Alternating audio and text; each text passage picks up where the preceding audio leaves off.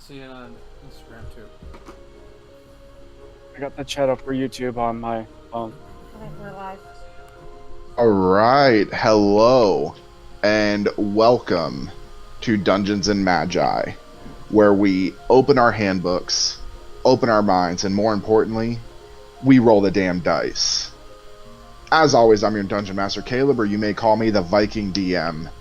A few announcements. We are live on Twitch and now YouTube, and I think we're testing out with Instagram here. We are live every Sunday at 6 p.m. Eastern. Podcasts for the sessions air the following Wednesday at 8 a.m. Eastern, wherever you get your podcast, Spotify, Apple Music. We are now a Twitch affiliate, and we want to thank all of you for helping us get this far. You can subscribe to us, to our channel, with 3 tiers, and you can even use your Amazon Prime subscription to sub to us for free every month. We want to thank all of you again for getting us this far. We could not have done it without you guys. We are going to be rolling out some special things, special emotes, as well as a few other things for each tier that you sub. So please help us out. Subscribe. Also follow us on YouTube as well. Again, thank you for getting us this far. We cannot wait to see where the journey is going to take us next. We have a family member of our team. We have a member of our team who has a family member that's suffering from an illness. I won't go into too much detail due to privacy. But they have set up a GoFundMe to help with the cost of altering the living arrangements so that this person can live more comfortably as they move forward with this illness. You can find the link at the bottom of the stream. If our members can reach a goal of $5,000 donated, we will do a custom portrait giveaway, drawn by our very own Elliot. They will draw it in their style, and you basically give them what character you want, and they will do a custom drawing for your character. So if we can reach 5,000, we will do a custom portrait for one or maybe a couple members, couple of people that donate. So please go to the GoFundMe below, help us out. It would be greatly appreciated. You can check out our website, www.dungeonsandmagi.com. Again, we are on Facebook, Twitter, Instagram, TikTok, here on Twitch, of course, all at Dungeons and Magi. We do have a one-shot the last Sunday of each month. We will not be having it this month due to having it at the beginning of the month due to scheduling conflicts, but starting next month at the last Sunday, it is our continuous one-shot of Tales Told in the Old West. Hosted and DM'd by Ethan, where the rest of us play in the Wild West in South Dakota in the 1800s. It's a lot of fun.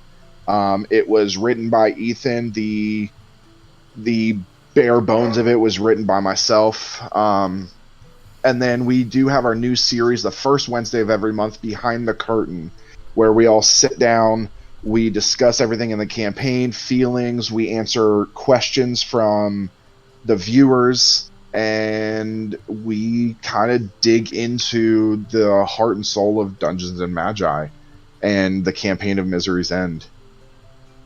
Sponsors. We have our permanent sponsor. We actually have a few permanent sponsors. The first one is Dungeon Crate. Dungeon Crate is a subscription box full of epic products including dice, miniatures, tabletop terrain, and original adventures that you can't find anywhere else, all delivered to your castle doors each month. We are so excited to be working with them, and if you put in the code DungeonsMagi22 at checkout, you will receive 15% off of a new subscription. Also, all Crate members may use their monthly code to receive 10% off in the online store. You can visit them at dungeoncrate.com or find them on our sponsor page at our website.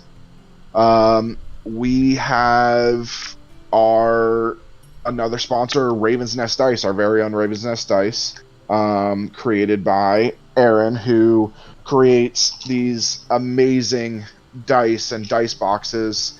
You have character dice for every character. that you can actually find on his Etsy if you like a certain character and you like their dice, or you want my custom DM dice. You can find those, and they will be custom made for you. You can request custom made dice. I know he has sold both Sobek's dice and Bakira's dice. Bakira's not with us tonight, but both of those have sold. And I believe he even sold some all the way from Australia.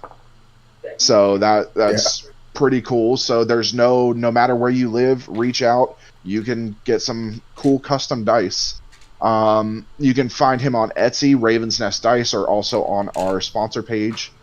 We also have Luna Solus Stellae. If you guys look at all of our pictures in our, you can actually see Belvis on there. All of these were drawn by Luna Solus Stellae. I have my pictures of my stuff are on my thing, but I have Van here. Well, this is Lily, so. There is, yes, we'll have to have her draw Atheon. We have Van there. These were all custom drawn by Luna. She does great work. Luna Solus Stellae is a fantasy-inspired Etsy shop that focuses around the world of Dungeons and Dragons. You can check out their best-selling item, the D&D Mystery Loot Pack, which inspires an adventure through random dice, figurines, cards, and more. Written from the perspective of their homebrew Fey Pocket realm. Each package comes with a letter from the Archfey Lavandula Lazuli, with a quest or information corresponding to your package. Some personalization can be done through themes, or they could be made out to your D&D character. We are going to see if we can get our hands on one of those packages so we can show you guys, but you can check it out on their Etsy. They are also on TikTok and Instagram as well. They are also doing 25% off their mystery loot packs and earrings. They do custom earrings for you ladies and gentlemen that like to wear D&D inspired earrings. They do make custom made earrings. So you can get 25% off those until the end of July. And if you use the code DNMAGI, M-A-G-I, you will get 10% off of any item in the shop. So check them out on Etsy or on our site. And then finally, we want to thank Wormwood Gaming, who provided us an awesome dice tray. They are a small customer-focused company founded by three friends whose mission is to deliver exceptional craftsmanship and high-quality material to the tabletop gaming community. You can find them out and get your own custom tray at wormwoodgaming.com. That's worm like purple worm, W-Y-R-M, or on our sponsor page. And if there is no more announcements, let's roll the damn dice. Yeah.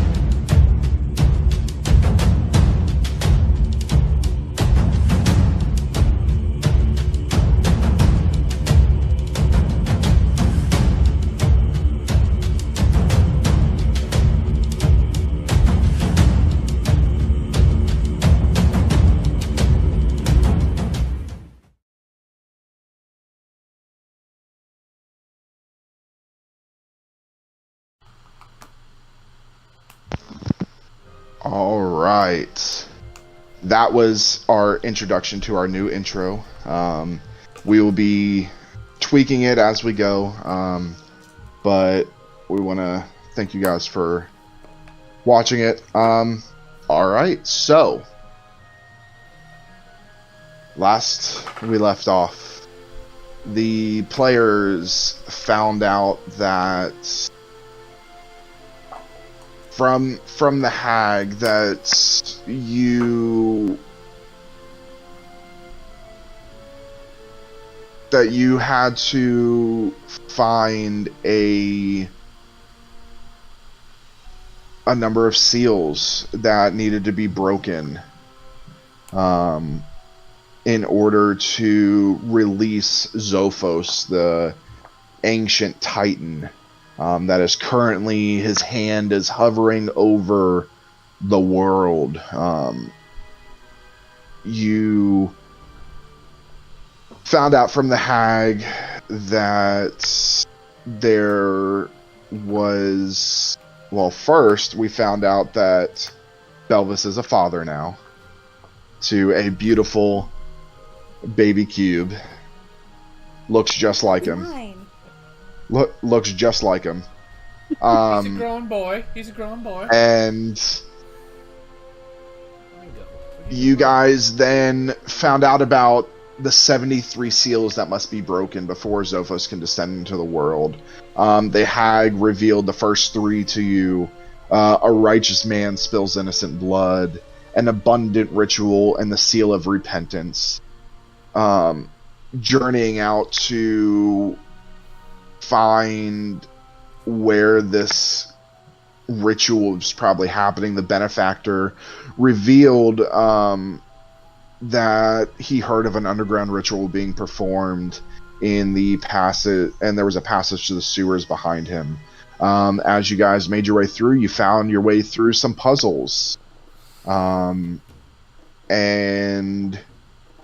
a few acid trips later, fighting what... Do not have any of Athion's blood. We still need to figure out how to make it a weapon, though. Yes. I thought you just put him on another acid trip.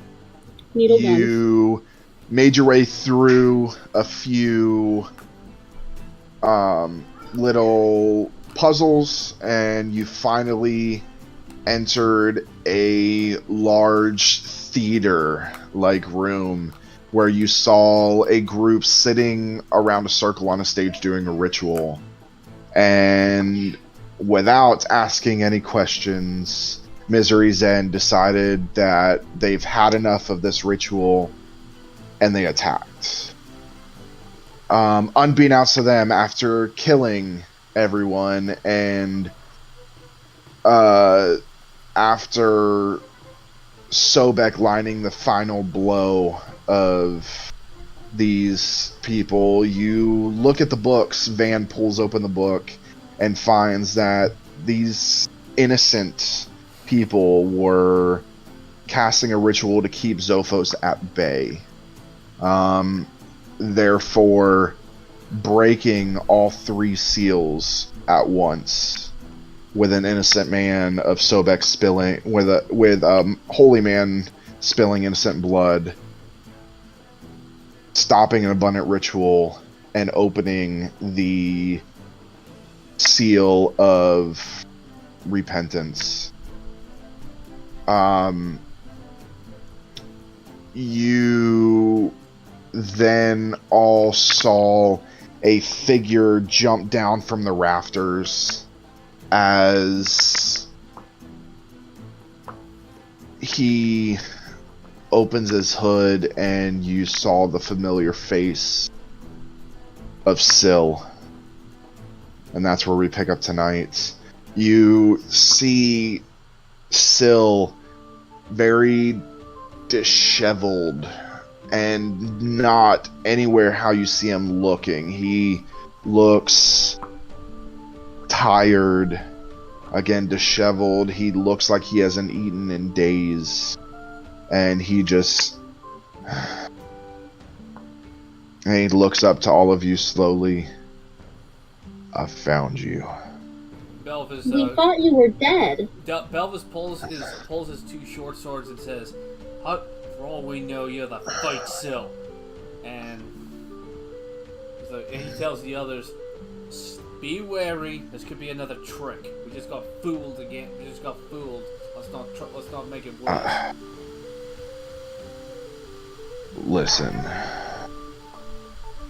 I had to go into hiding.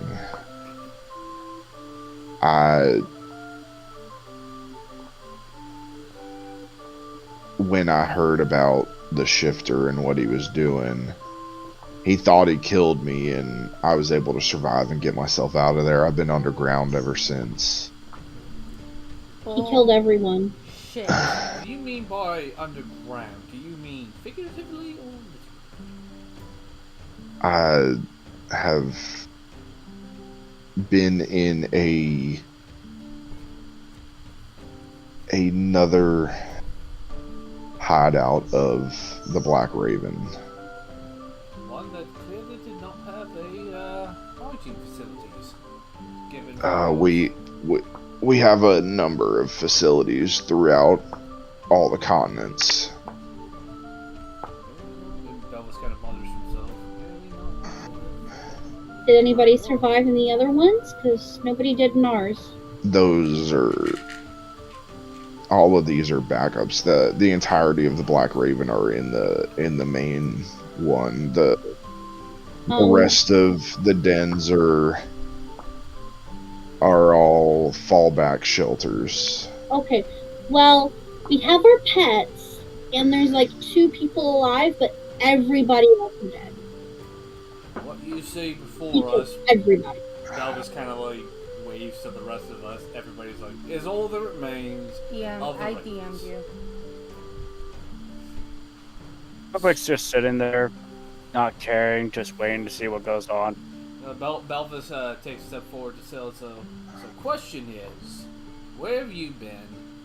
How the hell did the organization get compromised so badly?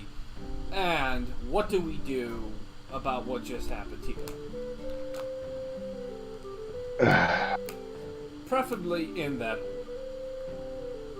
I told you I've been hiding out trying to figure out who this shifter posing as me is. What did you find out? Shit. Looks over at Atheon. Is that any way to talk to your former patron? I don't give a fuck who you are or who you say you are. You have double-crossed us. I don't trust you any more. I have done no such thing. We're gonna. That was the shifter. How do we know you're not the shifter? How do I know you are not the shifter anymore? And he reaches out and touches you on the head, and you begin to see all of the flashes of that dream that you had on your own, the exact dream, and he lets go. Stay out of my head.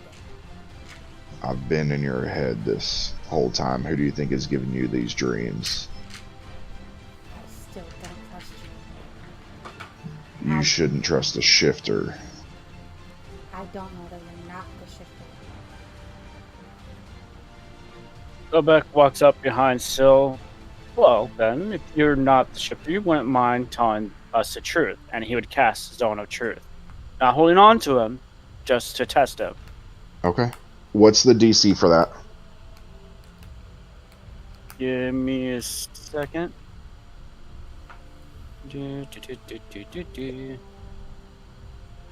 Once I refind it. Charisma 17. Hold on.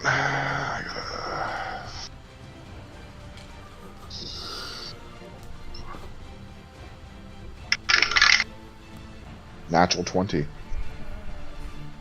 But he kind of... Listen, you don't have to do all that. I will tell you... I'm telling you the truth. So you say.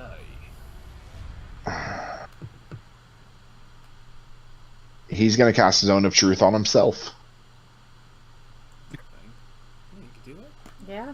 15. You can cast it on any creature. And that's a 15, so he fails. So Zone of Truth is on himself. ask away.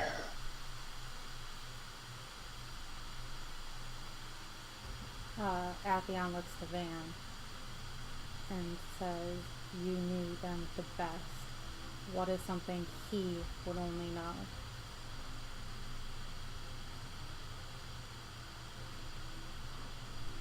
Cleanse the house. The warren spoken exorcism, especially one caught on film. Van's just trying to process everything. Looks at Syl and says,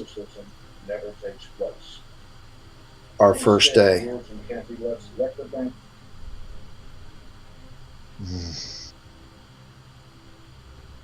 You mean our first day in the Ravens? California. They were very concerned at the impact of That was... We came into the Ravens as disheveled as I look now, and we had no place to go. Parents dead, nothing else to live for, and they took us in, and you didn't want the responsibility of being on top. You would rather get your hands dirty, so I decided to strive for leading the Black Ravens, and took us a year to get there, but we did it.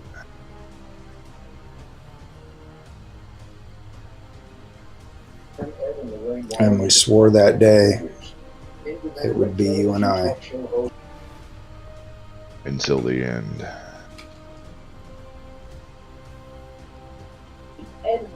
And he looks, Van's gonna look back at Atheon and say, without a doubt, this is my brother. Van, don't hit me right now. Atheon goes up to Syl and slaps him across the face and says, "You pull shit like this again, it's going to be Eldritch Blast."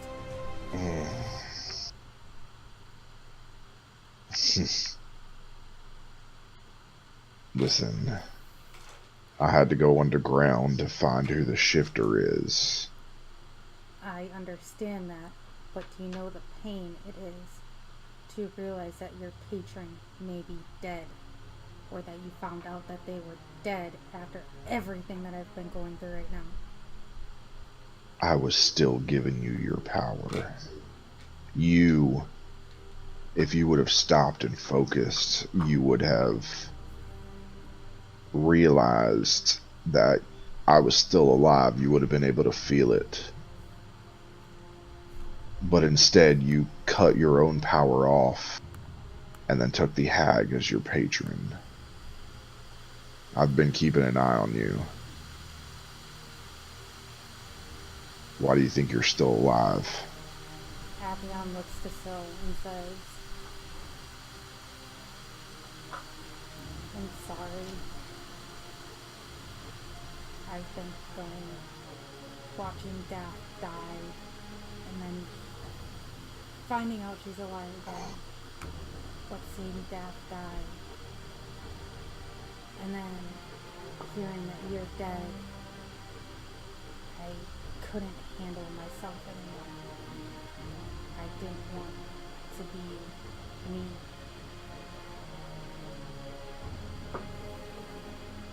Listen, like I said, I've been trying to find out who the shifter is, and I think I figured it out. But now I need to find him. I need to find his location, and in the meantime, y'all need to stop this Zophos from coming into the world. Velvis kind of speaks up and says, "We've been trying that, but yet it seems like every time we try and stop it, we end up helping it." He kind of points over toward the presumably smoldering dead bodies that are back behind the stage and around the abandoned area. He says, "We were reliably," he says in a tone that indicates that the information came from BS, that this lot here was trying to break a seal. Turned out we were lied to by the benefactor. Now tell me, did you learn anything about him? Is he trustworthy, or is he secretly trying to help this Titan come back into the world?"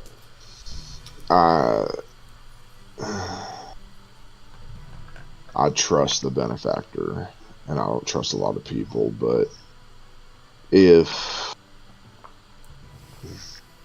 there's one thing I've learned in my years, that perhaps if you are trying to do one thing and it ends up another way, then maybe that other way is the way it's supposed to go. So we're supposed to just... We killed a lot of innocent people just now. And potentially burned a book that could have potentially helped keep Zophos away. All on information that this was supposed to be the thing that was helping. Well, I wouldn't say that the benefactor lied. It was more just very not upfront information that was taken more as if we had to stop the ritual instead of keep it from starting. Well, then perhaps you should have asked more pertinent questions. Yeah, granted, someone kinda had an acid trip, as Atheon points to Belvis. That was my fault. But another question, do you trust the hag? Should anybody ever trust a hag? No, but I might have fucked up. Belvis mother's that's the understatement of the century. Do I trust the hag? No. Do I think she's a good patron for you? Yes. She has powers I can't even imagine having. Yeah, we kind of figured that one out, and we kind of figured out how to possibly weaponize blood. The blood of the star spawn. Yeah, and Atheon points to Belvis, hence Belvis why is we kinda didn't humps. have reliable questioning. Belvis kind of harumps at that and folds his arm. I know somebody that could probably weaponize that. Yeah, and I think I know someone too. He's a crazy artificer. He Atheon has hears that and turns to Belvis and is like, you want to say something? No, man, no, of course not. I'm not going to say nothing. I think we should get out of here and go try and figure out where the benefactor came from and see if we can find some more seals that we can just get stopped up from breaking. I actually had one more question because I had no idea who it could be, and now that you're alive, did you give me powers? And then she holds an Eldritch Blast in her hand, the same color that was black and pink, and it's just sitting in her hand. I couldn't do this a couple days ago, and now I can. I'm not your patron, but I'll look into who is. Thank you, because I didn't make a deal with anybody, and usually it's like a deal or something, right? Yeah, you make a pact with us, and like I made a pact with, or Atheon made a pact with me, and broke that pact, but in my defense, I thought you were dead. Atheon's a patron cheater. In my defense, I thought he was dead. Yeah, I did too. Now, listen, from what I've been researching, I know about the seals. I know about all of that. But there's more. In addition to the seals, each one of you must endure a set of trials. Now, kind of looks at the so when you say trials, you got someone here that doesn't remember shit. I have no idea what the trials are, but I'm pretty sure y'all know somebody who can tell you.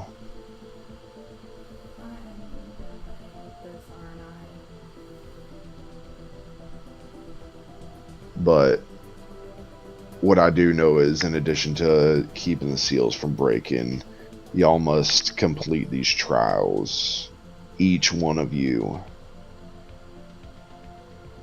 or Zophos will be freed.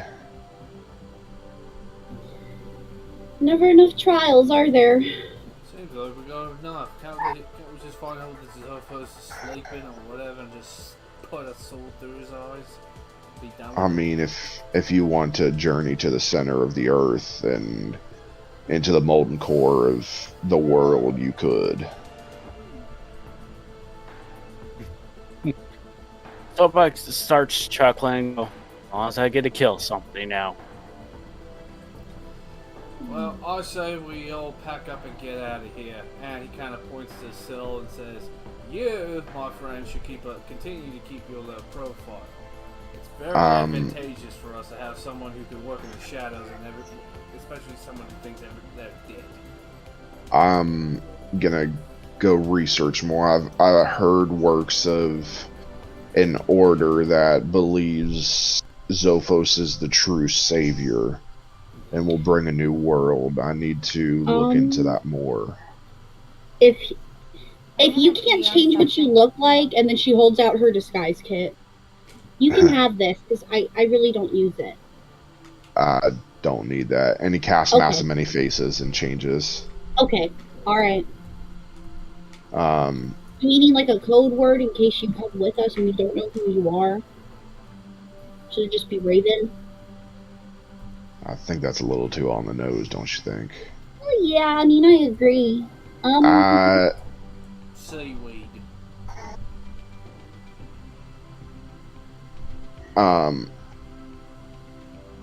I will reach out to Atheon before I show up again. Okay. Until then... Atheon drops her mental shields that she kind of has up and reaches out to Syl and sends can you also look up a chromatic dragon?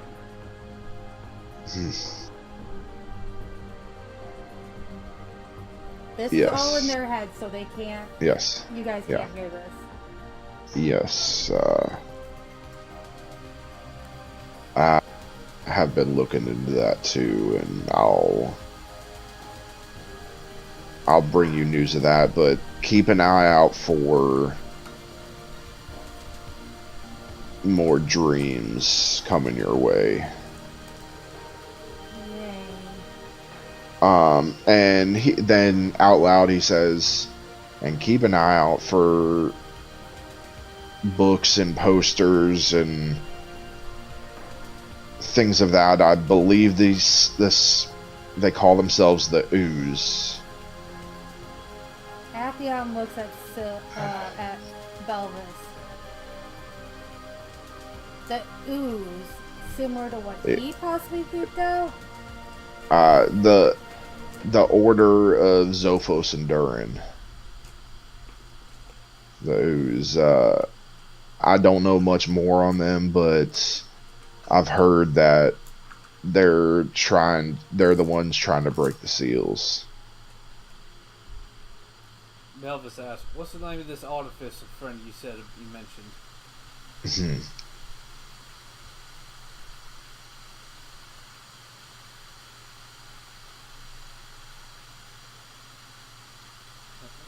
Oh, I think he froze. Right next to the benefactor's mansion is a small little shop. I'll let you do the introductions. Oh, thank you.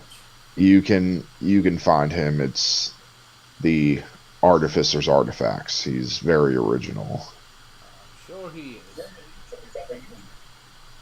Elvis looks at you. And with that, you see this black and purple mist spiral out and then dissipate, and Sill's gone. Belvis snorts and says, "Show off." So, do you actually like the benefactor? Because I can make you a flower to give him. Listen, right now I'm very ambivalent about personal relationships, and while I do not discriminate, I'm not really into people who could put that much of an unhealthy attention on me. Yeah, I get you. I would just kind of be obvious about that because you're playing with that poor man's feelings. Well, And he's listen, helped us a lot. yeah, well, you know what, and if I have to, and unfortunately, since the world's at stake, if I've got to bat my eyes and pucker my lips, I'm just gonna have to take one for the world, aren't I? No, I guess so. But we have to deal with it. Another thing we need to talk to the benefactors about is that if Sill says he's trustworthy, then I guess he's trustworthy. So, but somebody obviously lied to him, or at least Belvis was hoping to get to kill him. I'm not. I can't deny it. Should we tell the benefactor that we have a code phrase and that Sill's? No. No, absolutely not. We need to keep. Okay. Atheon looks at the group and looks at Van and says, anything to do with Sill is on the down low. If he is Gotcha. really him, we don't need the shifter to find out he's still alive. Sobek, Okay. I swear, if you blab, I will take an Eldritch Blast and shove it down your throat. Me too, because I have one now. Aw, we worried about something? Oh, I'll do the other end, and then we can meet in the middle. Okay. Belvis kind of says to the others, "All right, let's go talk to the benefactor, and and then we can go talk to this artificer." Belvis starts leading the group back up to the Okay. surface. So you Okay, can all go back up. I'll say at this time, Bakira's been pretty silent this whole time, and as you guys go back up, without you guys noticing, Bakira takes her leave and goes to an inn to go rest. As you guys continue, so you go up to the gate, and these guards know you. The gate automatically opens. And you guys are able to walk in. You see those familiar statues with the eyes following, except one of them looks different. I need Atheon. Give me a perception check.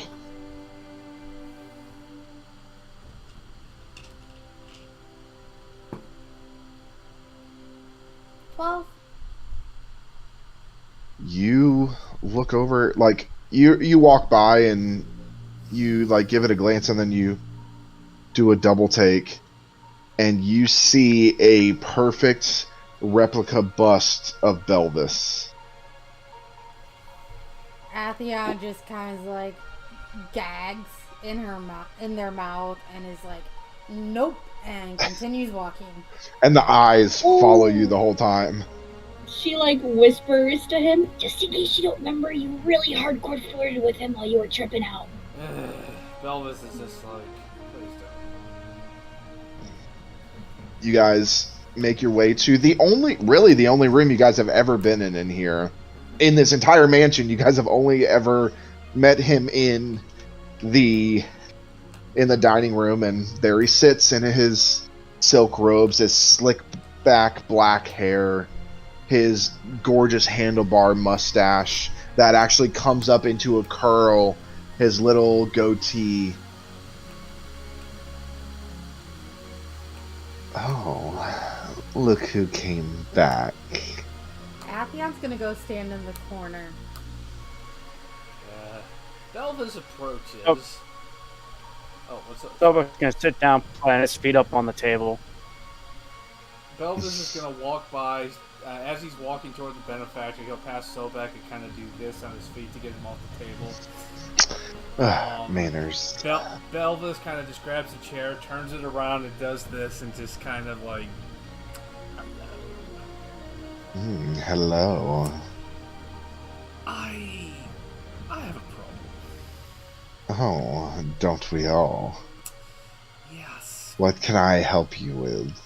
Well, for starters, you can tell us who told you about the ceremony.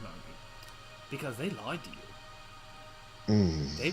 Those people weren't trying to break the seal. They were trying to keep it closed, and we attacked them, acting on information from you. Now, listen, Belvis is kind of keeps going over. Kind of listen. And he casts silence on you. Listen, you're beautiful, but you talk too much. Listen, you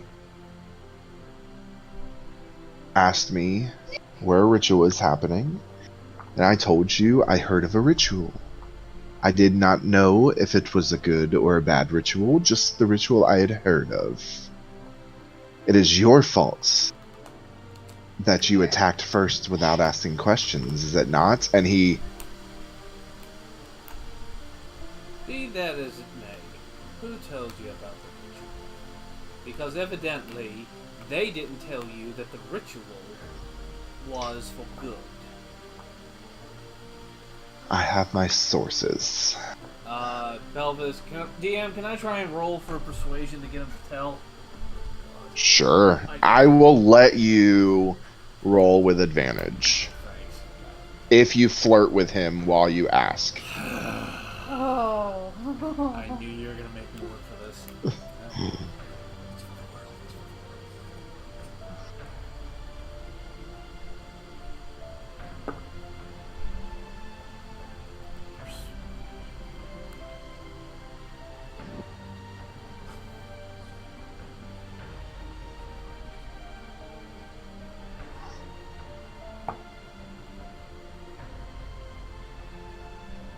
A dirty 20. So Belvis again leans forward. He kind of just takes the benefactor's hands and is like, why did you tell me? Who told you? Because think of it. The person who told you knew that deliberately didn't tell you that the ritual was for good. You know what that stuff is. Do you think that someone would just forget a little detail like that the ritual was meant to keep the seals intact? Belvis is also staring into his eyes at this point. Listen, and he kind of flips his hand over and grabs yours. Brings it close. Listen. I like you, but I can't reveal all my secrets. Even to you. And he gives your hand a kiss and lets it go. DM, just for the sake of asking, what would I have had to roll to get a to actually do it? Probably 3. For him, at least a 25. Yeah. He is a very high level wizard. Okay, I was just curious. Damn, I guess Belvis is cute, but he ain't that cute. Belvis ain't cute at all. Excuse me? Yes, he is. It's like, I'm damn good looking, thank you very much. My little guppy. Okay, now Belvis is just insulted now. Listen, I'm sorry that you broke those seals, but perhaps you should stop the rest of them. We weren't planning. Belvis kind of gets up and walks back to the others, like, oh, we weren't planning on giving up that easily. I believe you have 69. 69 more. Belvis just goes, I guess you're right. Any clues? My as to whether- favorite number. I don't get it. Don't worry. Well, you Belvis see, just kinda when- Hey, Willow, I am an since you're adult. since Willow's still on, technically on Athion's shoulder, Athion takes Willow and gently places their hands on her ears. He's like, no. We Belvis are is- not I'm an corrupting a adult. fairy. Belvis is like, yeah, I'm sure it is. Anyway, where can we find more seals in order to possibly prevent their breaking? I believe the hag can tell you more. I believe you've been working with the hag. You assume correctly.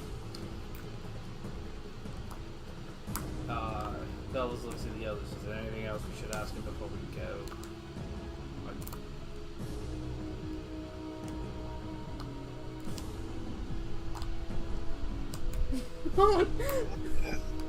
No.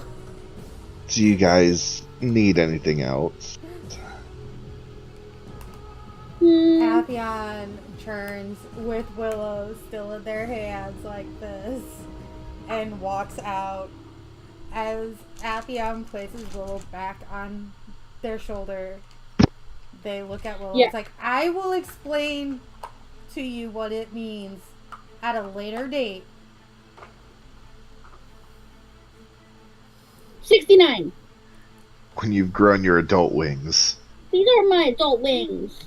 When you grow at Wow. least 2 inches, I will tell you. I won't. Exactly. Belvis. All right, Okay, so you actually, you guys know what? all leave. Yeah, we leave. DM, Belvis can is I like, mentally send to Willow what 69 means without Yes. saying what 69 means? Yes. So Athion does that. Okay. We're gonna keep ourselves from getting shut down on YouTube, so we will not go into that. So you guys, are you going to the hag, or do you want to visit the artificer? let's go visit. I say let's visit the artificer. Artificer's first. closer. Yeah. Yeah. Okay, yeah, the artificer's right next door. So you come out and you go around the large gates that surround the mansion, and you see a small little shack. It looks very out of place next to the mansion. And it says the artificer's artifacts on it, and you guys can venture your way in. Belvis goes in first. Athion goes in because they're interested in to see what this crazy artificer does, especially since they know their sister is completely nuts at times with crafting stuff. Okay, so as you guys walk in, you see behind the counter a small little gnome he has a skullet, so bald on top, long, white, poofy, white and gray hair, and he's tinkering with stuff around. You see a strap that goes around the back for what you can guess is large goggles, as he's tinkering in the back and doesn't really notice you guys come in. Belvis kind of So steps what up. race was he? He's a gnome. Athion in Gnomish says, "Hello, anybody there?" And he kind of jumps and like stuff goes flying. Oh, who's there? Oh, hello. Well, what can I do for you? Belvis is like, We have a couple questions. And he gets down and like disappears behind the counter as he climbs up. Whew. What questions do you got? Belvis is like, we were sent here by a friend that you may be acquainted with. A friend. They let us know that you would possibly be able to provide us a way to weaponize blood. What friend is this? We are not at liberty to say. Well, Dan will step up and just show the raven, and then closes the bell.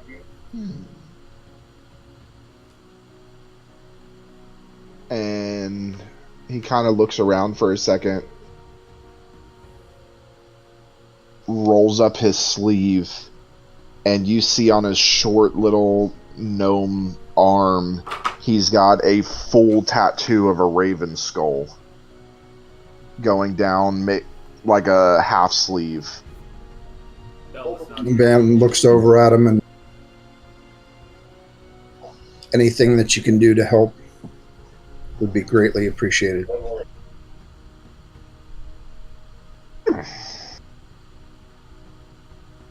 blood, you say? Yeah. Blood that makes people trip. Belvis kind of like, I'll say. Okay. Keep your voice down because technically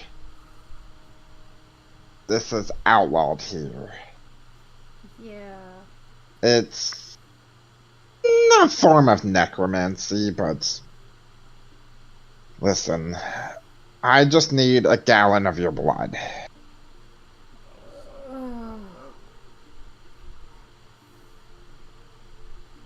Is there a safe way we can do that? Atheon Yes, just of course. holds out their arm and is like, just do it. Oh, no. We're not savages. And he hops down and opens up a part of the bar for and waves all of you guys to come back. You can all follow back, and he leads you guys to the back room. As he hits a button on the wall, and you hear this as you guys see all these little gears turn and latches and bars move as it reaches out to the front door and just bars it shut. And you see the window that's there, it flips itself and it says closed on the outside. And he leads you guys back, and you see his back room. It looks like a madman's laboratory. There are pipettes everywhere and glass vials. And at the center of the room, he has this large, something you guys have never seen. It's this large, in real life, it would be like a dentist chair. This large chair with all these mechanisms on it, and he just motions to it. Go ahead, take a seat. Atheon just kind of shakes their head, closes their eyes. Like, great. Belvis And just starts kind of idling around. With going up to the chair and sitting down. And it's just like, let's just get this over with. And they close their eyes to not see the procedure that's going to happen. Willow puts a hand on Atheon's shoulder. Atheon kind of reaches up and pats Willow's hand, and is just like, thanks.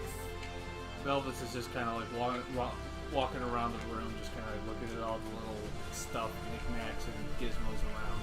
And at that time, you see there's another back room, another, like, he's halfling, you would assume, comes out. Whoa, why are you touching that stuff? What? Belvis is like, I'm not touching anything. I'm just looking. I wouldn't touch anything. Wow, B, do we have some people here? Yeah, what's your name? Oh, I'm George. Pleasure to meet you, George. I'm Belvis. Oh, nice to meet you. What are we doing here? And looking over at the gnome.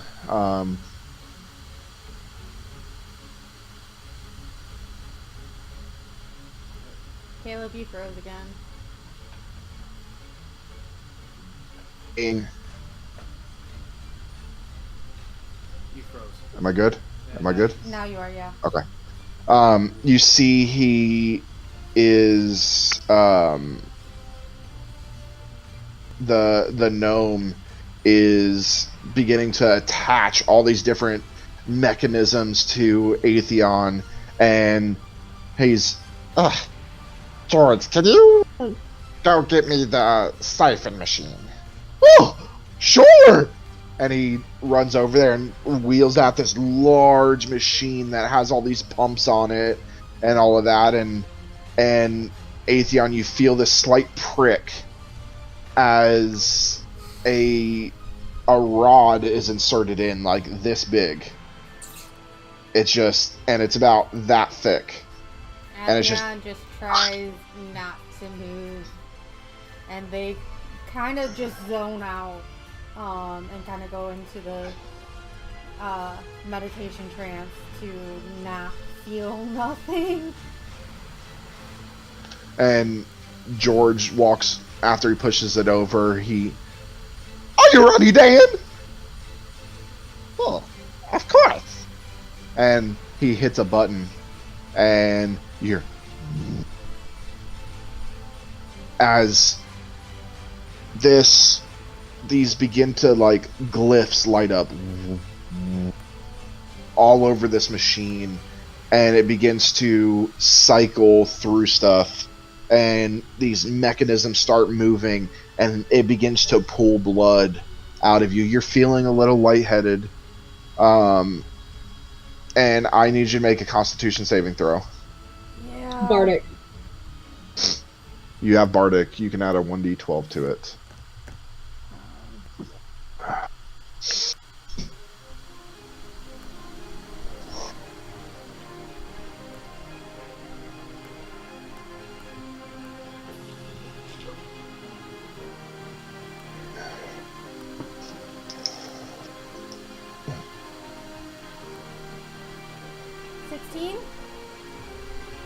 Is that with the Bardic? Yeah. Okay. You're able to hold on without passing out. Avion's also in a meditation trance. Like, they're not feeling shit. It really doesn't take long for him to pump out. I mean, he's got a tube this big in you, so he's able to pull out. Avion is also afraid of doctors and needles and stuff. So, and blood. So he's able to pull out, and the George grabs the thing and takes it to the back, and Dan starts taking everything out. Give me a day or two and I'll come up with something great. What color is the blood? Is it like white? It is black. Pitch black. Ooh. Belvis kind of looks. DM, can Belvis look around perception, see if there's any kind of like weapon or devices that he can use that he might be able to persuade these little gnomes to purchase and sell them or something like that? That he like a weapon? Sure. Yeah, Willow wants to check it out too. She wants to look for. Oh, never mind. They don't do armor or anything here, do they? Like anything that's enchanted, like I would be able to get. You don't know. Okay, I want to look for like some enchanted clothing or something. I mean, you guys could always ask him too, but. Sobek wants to try to tickle Use my Atheon. little Raven's Nest dice here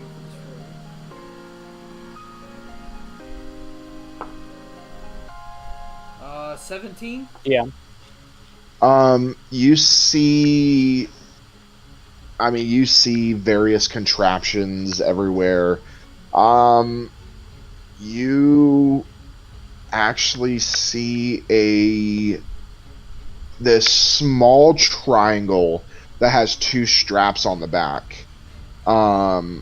and you're not sure what it is, but it's kind of sitting up on a wall, and it looks like it's made out of metal. Belvis kind of looks at this and he says, "Oh, was it George? Was it? Well, I'm George. George, what is that?" He points to the little. Oh, that's a new contraption we came up with. I call it the. And he just kind of sits there for a second. The shield. The shield? Yeah. What's it made of? And he kind of like pulls over a ladder and is able to like climbs up a ladder and grabs the thing off. And the thing's he's a halfling, so it's not super big on him, but it's still big. And he grabs it and he puts it on his arms. Watch this! And right towards your head, he goes like this. I need you to make a dexterity saving throw.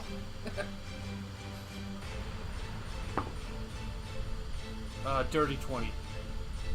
So you kind of like move out of the way as when he punches this metal just it makes a huge. You would think that like the metal would come out, but it's actually this. There's a glyph on the front that it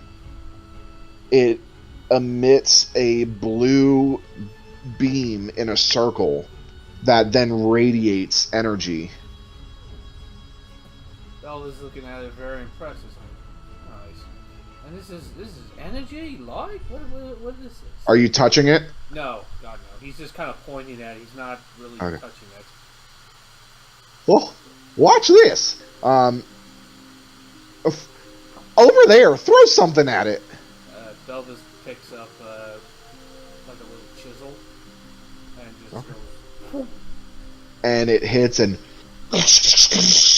lightning just starts emitting from it, and it hits so hard that the metal begins to turn red, and he then pushes, and it goes and flies back towards you. Make another dexterity saving throw.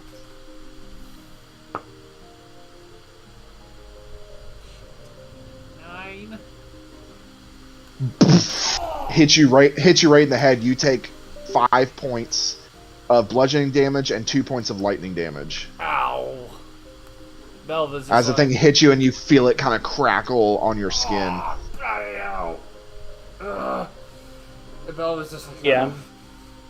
Oh, sorry, so bad. Sobek wants to try to go and sneak up on Atheon Tickler. That's an attack roll. I want to see this happen before I finish my thing, alright, DM? Uh-huh.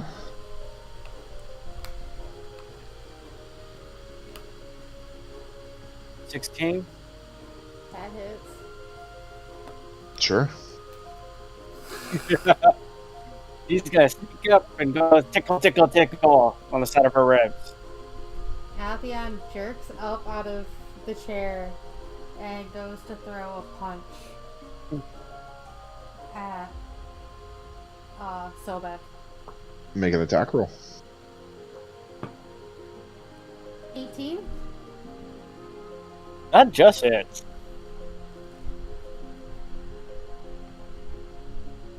Make an unarmed strike.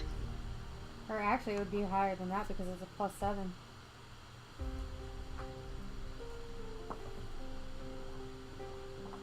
Two points of damage. Alright. As you hit him right in the chest.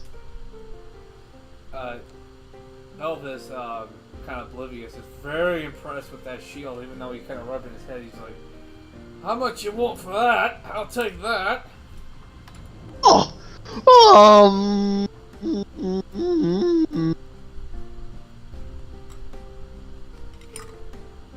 It'll be 100 gold. Hold on, let me check something. I know, I'm pretty sure I have. Yeah, Belvis just kind of reaches in. He's still kind of like, schmaltz. And he kind of reaches, pulls up, and just kind of places a handful of gold coins, which will equal up to 100 coins. Okay. And then he kind of also asks, he's like, I don't suppose you got any kind of, I know you're all tinkerers here, but I don't suppose you got any magic imbued creations, swords or spears or something around here, do you? For clothes? Well, I could probably make something for you, but that's about the only thing we have on hand. That took us about a month to make. Belvis is like, how much for a lightning sword imbued with lightning? Is that something you can make? Oh, of course I could.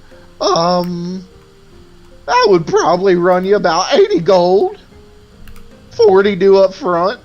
Belvis, you're a waterman. That might not be a good idea. I'm not gonna stab myself, am I? You're gonna jump into the water and get shocked. Atheon looks at Belvis and is like, I really want to see that. Belvis then thinks about it. It's like, maybe not an electric sword, but maybe I'm trying to think. Sorry, maybe a force. Huh? What'd you say? You could do force. Just something that'll push him back really hard. What about something like this? And he walks over and he takes about 20-25 minutes to tinker something up as a prototype. And it is you see the handle of a sword with no blade whatsoever on it.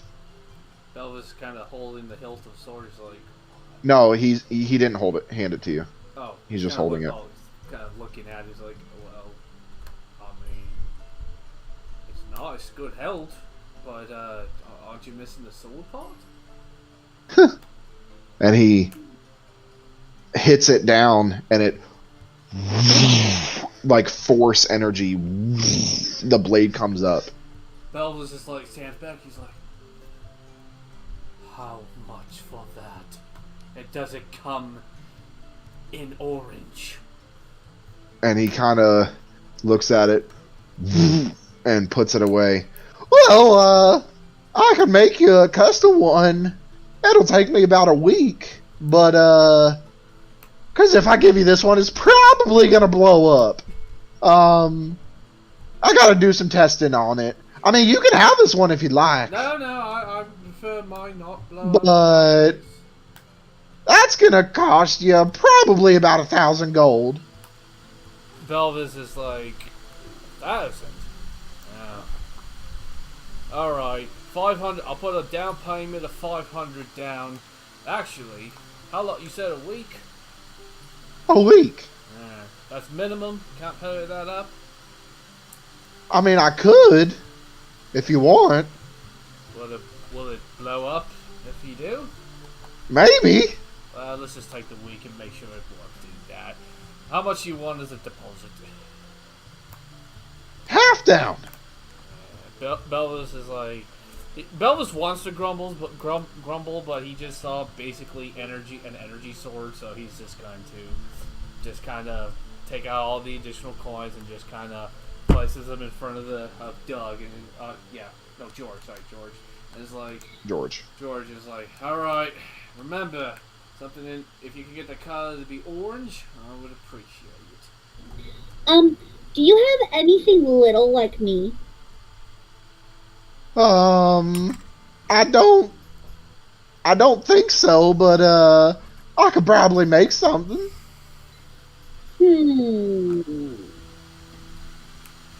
Atheon kind of whispers to Willow, maybe something to make you not squishy. Yeah, that's what I was thinking. Can you make me like normal clothes like this that protect me more? Because I can't wear anything heavier. I won't be able to fly. I could probably come up with something that emits some energy. Okay. Yeah, cool. 50 gold. She hands it over. 25 up front. Okay, she hands it over. Okay. And he's writing all this stuff down. All right.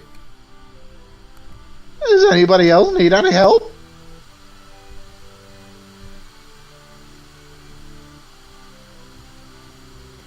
Belvis is I'll take that as a no. yeah. All right, so you guys can leave. Remember, in 2 days you can come back for the blood weapon. In about a week, you can come back for your sword. The shield, it's going to add a +2 to your AC. I haven't built it yet. It's going to add a +2 to your AC. It takes an action to activate the shield, Okay. an action to put the shield away. And then that shield can you can use your reaction one time per long rest to deflect any successful damage to come to you, to deflect it back onto somebody else. Okay. Question. Hmm. Since this is kind of an energy sword and we can kind of tell that this thing, if it hits something, it kind of can mess them up, what would be using that? Could I use that, like use this shield as like I could hit somebody with it? The shield? Yeah, like kind of use the shield. You like, could. It would be considered almost like an unarmed strike that's kind what of thing. I wasn't sure. I've still got to put some tweaks on it, but yeah, you could probably use it like an unarmed strike. Yeah, for now until you figure something how to write it up, we'll go with that. All right, so you guys venture out. Where are you going? The heck? Yep. All right, going to speak with the hag. So you guys venture out down the streets to your new favorite place of deals and haggles. As you enter, the door opens up and you all file in, and the door shuts behind you. The blackness fills in behind you. You hear the clicking. Elvis kind of says to himself, like, if I'm telling you here, you think we should probably get a store membership of some kind. And you guys, you're used to seeing the hag come out from the back room, but after like 2 or 3 minutes, you don't see anything. Elvis looks around nervously. He kind of says out loud, but he's more like expressing his thoughts. He's like, "You're her to come over here. Where is she?" At that time, plops down in front of you from the ceiling. Elvis yelps back and jumps back and kind of like draws his, kind of like doesn't draw his sword, but like he's got it on his like what the hell? And for the first time, you see the hag. And this roof is a very extended roof, not typically seen. And you see for the first time the hag fully embodied, stand all the way up at 12 feet tall. Atheon looks up and is like, holy shit. This is so Like- much bigger for me. Is bigger than everybody here. And like, even for Sobek, who is the biggest one there, makes him look up. Because I believe, Sobek, you're what, 7 feet? 7 foot 2. Yeah, so you are like, and you see all of you see the 4 legs and all 6 arms out, and all the arms are kind of like this. The hood is still up, and you hear the clicking, and you can actually, this time, because they're out, you can finally see the feet, and they almost look like human feet, but they've got these long toenails that curl over the sandals, and it is like almost what would be the big toe is doing that clicking with this curved toenail. And it...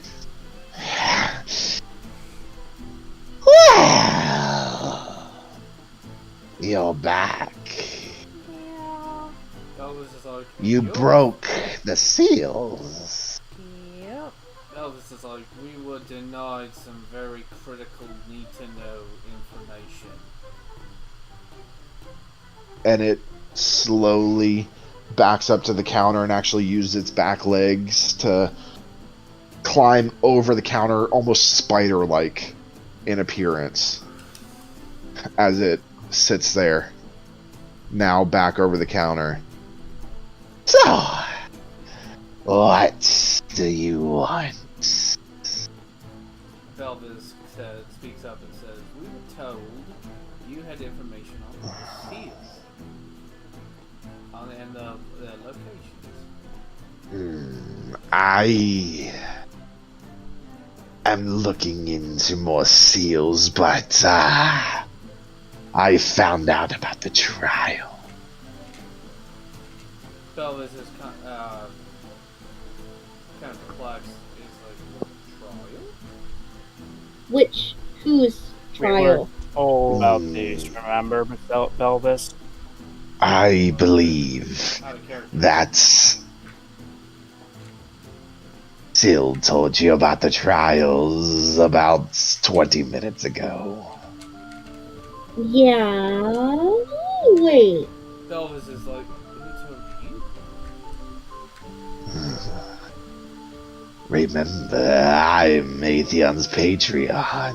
Atheon. I see everything she sees. Oh, She just said shit. Belvis like glance over to Atheon and says, "Atheon." Atheon is gonna keep their mouth shut and not respond to anyone because they know if they say anything against their patron, that it will be even worse for her. Because I have a feeling Can the you patron invade your knows own something. person's privacy? So, I have found the first trials for, And begins to scan the room, and then stops on Atheon. for you, my dear.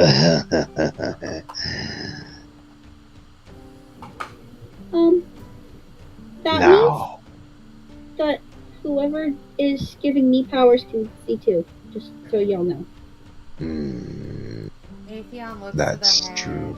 and asks, "Do you know who Willow's patron is?" I give me a second. And they almost like come to a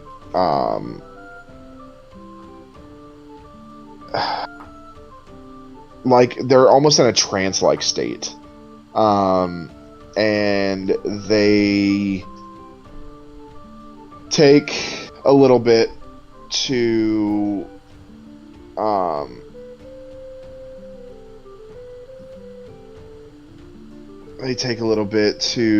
kind of focus and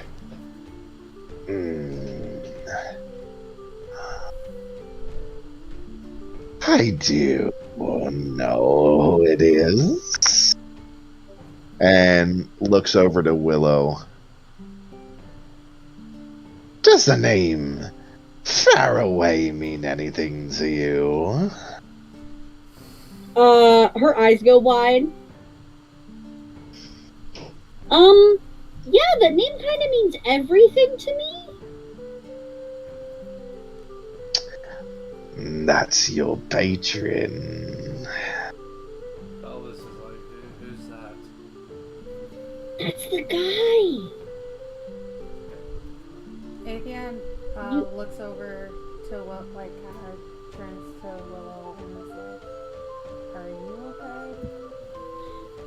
She kind of sits for a couple of seconds and then starts like happy sobbing. Atheon kind of pats her on the shoulder and pushes her closer to their neck and is like, "It's okay." Now, these trials.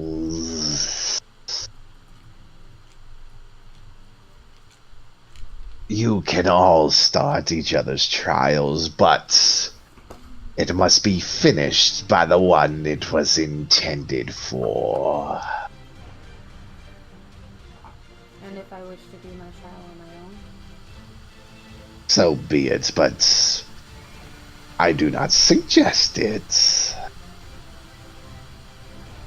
I found your trials. Trial number 1. Do that which you have never done.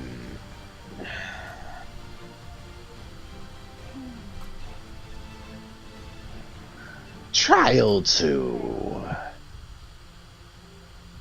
Sacrifice that which means the most to you.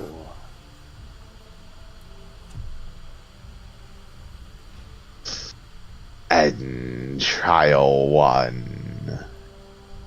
Bathe in the blood of the Nephilim. I totally did not mean for any of those to rhyme. It just happened. I did not plan that. And then use. Okay, so 1 is do what you have never done before. Number 3 is do what you have never done. Okay. Do that which you have never done. And they don't have to be done in order. Number 2, sacrifice that which means the most to you. That's not gonna happen. And number 1, bathe in the blood of a Nephilim. There is only one person here that will know what a Nephilim is. I know what a Nephilim is. In character. Oh. Sobek is the only one that will know what a Nephilim is. Atheon kinda looks at the hag and asks, what is a Nephilim? A Nephilim is the spawn of a tiefling and an Asimar. They have the powers of both.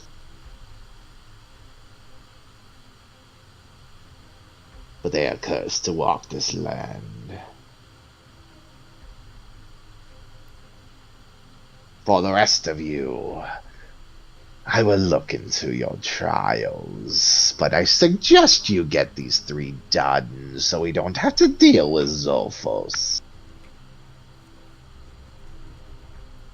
Belvis kind of nods and looks at the others and is like, I guess we should go get it started then, shouldn't we?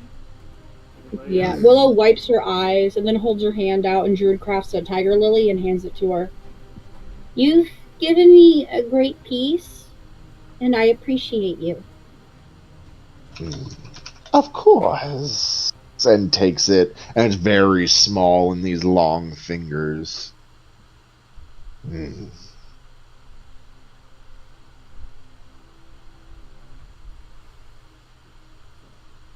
Belvis kind of starts to walk out of the shop. Sobek's gonna try to poke the hag, see how much she's actually paying attention to everything. Make an attack. While they're talking, Willow's actually going to fly outside and try to see if she can connect to Faraway at all. Like, Okay. contact him at all. What was it? 28. Miss. So you go to do it, and one of the arms just... I suggest you don't do that again.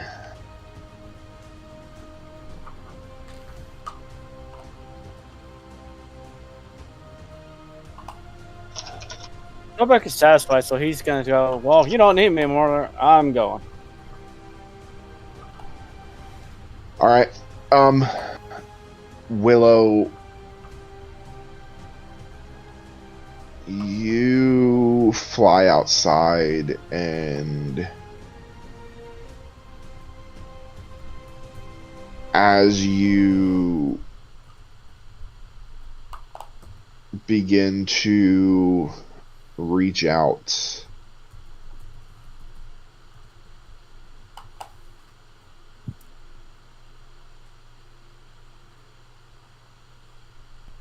there is this emptiness that you can feel. You can still feel the connection to your patron, but you can't feel that they want to push the connection back. They are giving you your powers, giving you your abilities, but they don't want to make an active connection at this point. But you can feel them there. Okay. Belvis is kind of looking around, waiting for everybody to kind of gather around. He says, "Alright," and just kind of like kind of motion everyone gather around, kind of like a little huddle, and is like, "Alright, so we got 3 things to do. On the surface, are pretty simple, but there's gonna be a pill.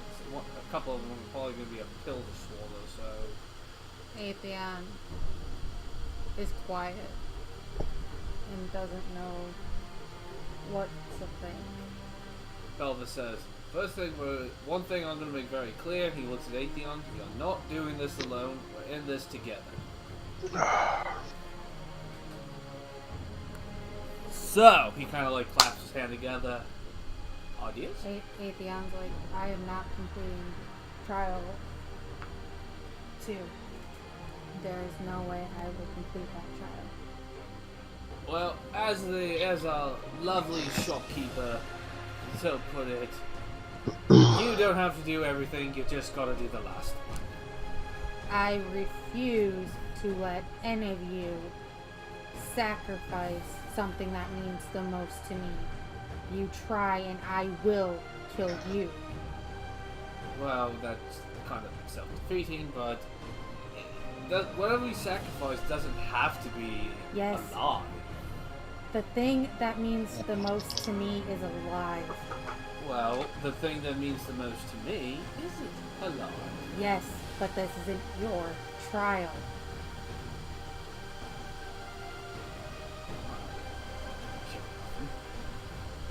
Atheon is getting mad, so you can see the purple and black energy starting to creep into her hands and form into a ball. It's like, we are not sacrificing anyone. That's all I said. Doesn't have to be anyone. The thing that means the most to me, because this is my trial, I refuse to sacrifice, and anybody that goes after them is on my hit list. Nobody's thinking of killing anybody willy-nilly. We'll find a way around it. Are people things? I don't know if that... I mean, it says things. Is there an item that you care a lot about? Maybe that's it. That's what I was trying to get at.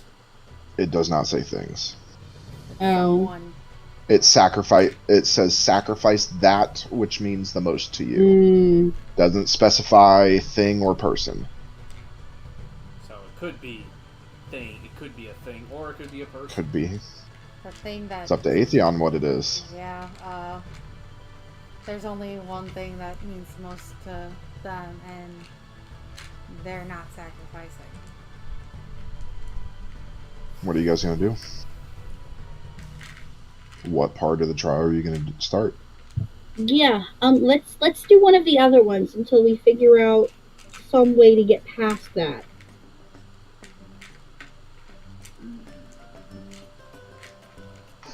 The easiest is to do what you have not done before. Yeah, what have you done before? That's the thing? I don't know. Oh, then I guess Have you ever jumped off a cliff into water? I don't know. Well, only one way to find out. Let's go to the coast. Let's not. Belvis Well, I mean, like, do you know of something you haven't done before? We can start simple. Something But she meaningful. hasn't kissed anyone. 69! Just kidding. Yeah, here, you can kiss. And she holds out her little fairy finger. There, this counts, right? You never kissed a fairy hand before. That I know of. Well, you're not This gonna know is until the you try problem. Only one way to find out! Atheon just hesitantly kisses Willow's finger. It is the tiniest little finger against And your face. you see this glow. It starts to expand, and it's black and purple. What the? And that's where we're going to take our break. We'll be right back, everybody.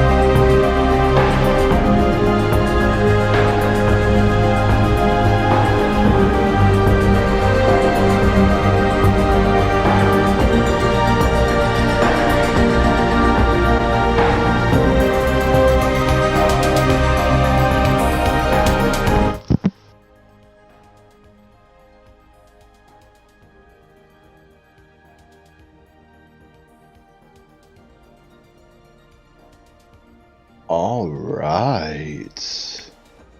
And we're back. I say in my best disc jockey voice. All right. So you see this, and then it dissipates.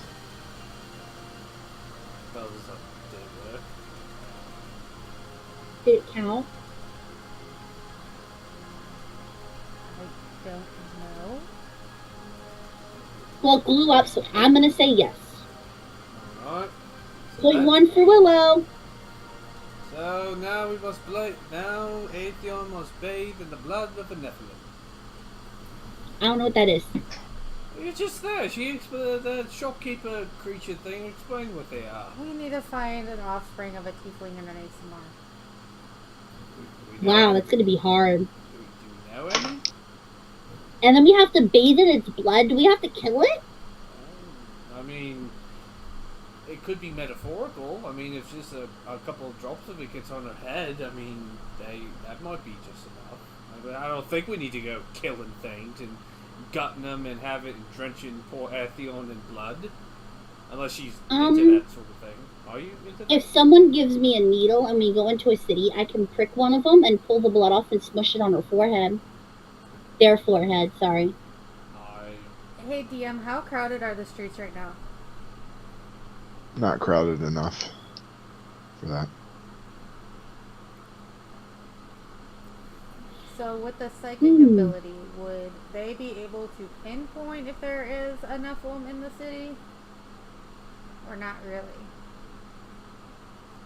Not really. I mean, you don't know enough about them to be able to figure out what they're thinking, and if you can get into everybody's head, that doesn't necessarily mean you'll find a Nephilim. They don't sit there in their head say, I'm a Nephilim, I'm a Nephilim. Yeah. We could go to a bar, like the biggest bar in town. I will say that, Sobek, you would know that finding a Nephilim is not going to be easy because, unlike ASMRs, they can put their wings away. You all really think you have a shot at finding something you don't even know about? No. This kind of like looks at him and is like, well, what do you know about them? What do you think? I don't know. I know that you're not going to... They're the offspring of an ASMR and a tiefling, but you won't know that. They can hide themselves just as easily as they were a fish boy here. Well, in we water. can't just pay people to do it. Isabel, ASMR... The Nephilim are, if not rare, but they're very tricky to find. You'll be lucky to find someone who's an expert at finding them. Do you know how to find them? No. I know. No. I don't deal with that. I had no goals with that. Why would I care about that? Or you just seem to know a lot? Part of the religious background comes with the forte, as one would say. Like your magic, as we would say. Is there anywhere they'd be more likely to show up? You would know that Nephilims like to...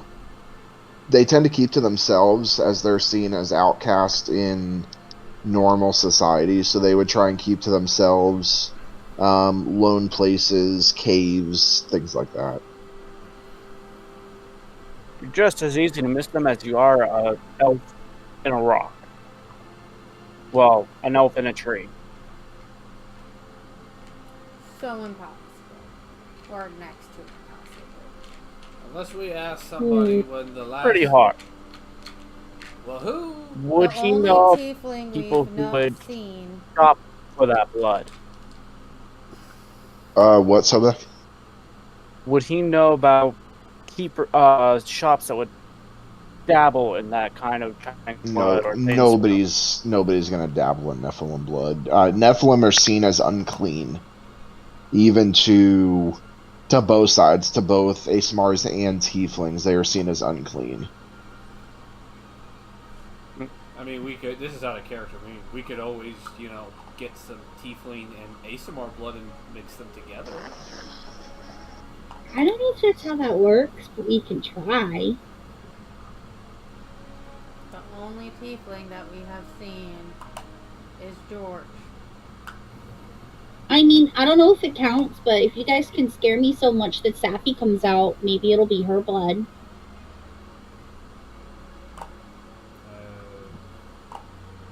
I mean, it's my body, so it might be my blood, but... What are you going to do about the other half? You going to ask a random Asimar for their blood? Yeah. We could try. We could sneak up on one and, like Willow said, and... But as the shopkeep, what was his name for the artificer? Dan. So Dan said dabbling in blood magic is forbidden because it's part of necromancy. You really think we are going to be able to just go up to someone and ask for their blood? Probably. Yeah, I'll say that I have a collection. It doesn't mean I'm using magic. I'll just be a weirdo. Yeah, but people aren't And I am sneaky. I am sneaky and little. Belvis looks over to Van. Van, what do you think?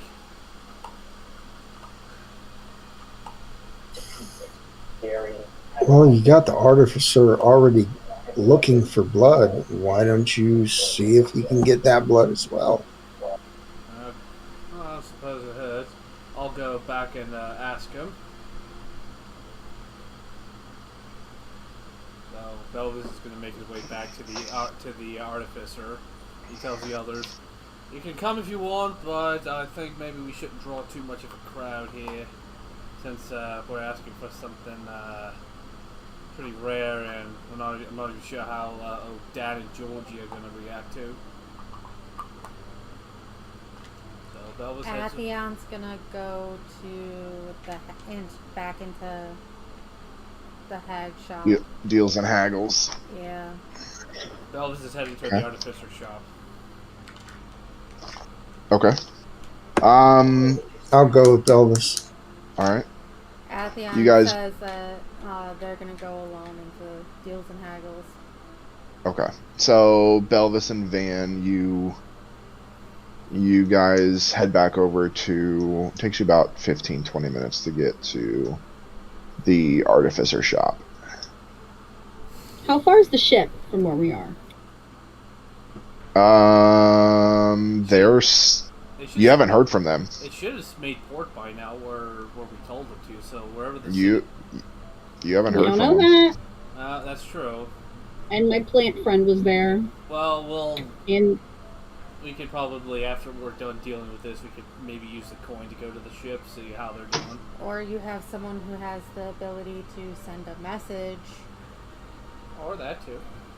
yeah. So Belvis heads over to Belvis and Van head over to the artificer shop. DM, are we there now? Mm-hmm. Belvis walks in. He says, "Oi, Dan, George, are you here?" George comes out. Oh, you're back. What can I do for you? Belvis kind of leads on the counter. Is like, "We got a favor to ask. We're hoping you're the right person to get it for us, or at least point us in a direction where we can get it. We need," he says in a kind of low voice, "we need some Nephilim."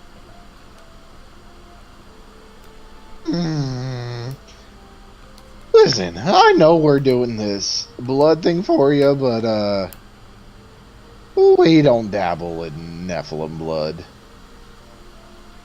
Belvis is like, I understand that, and I don't wish to impose on you your generous contributions you're making.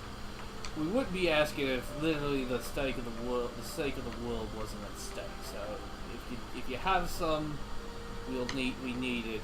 Or can you please just direct us where we can get some? It is a matter of life and death. You could probably get some from a Nephilim. He kind of just Belv's kind of sighs. He's like, where can we find a Nephilim? Oh, I don't know. Do I look like a Nephilim expert? Well, I only ask because you and your friend seem to dabble in blood magic. I was hoping you might know. Oh, we steer away from Nephilims. I mean, They're not clean.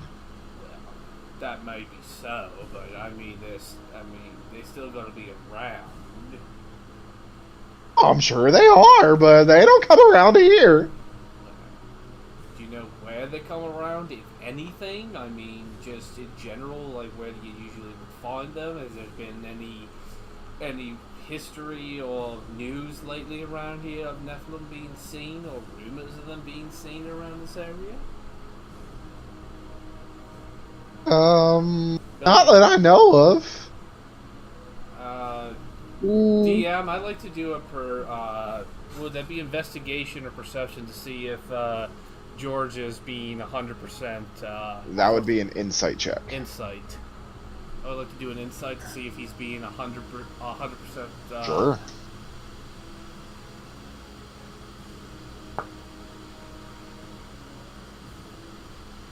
That's 18.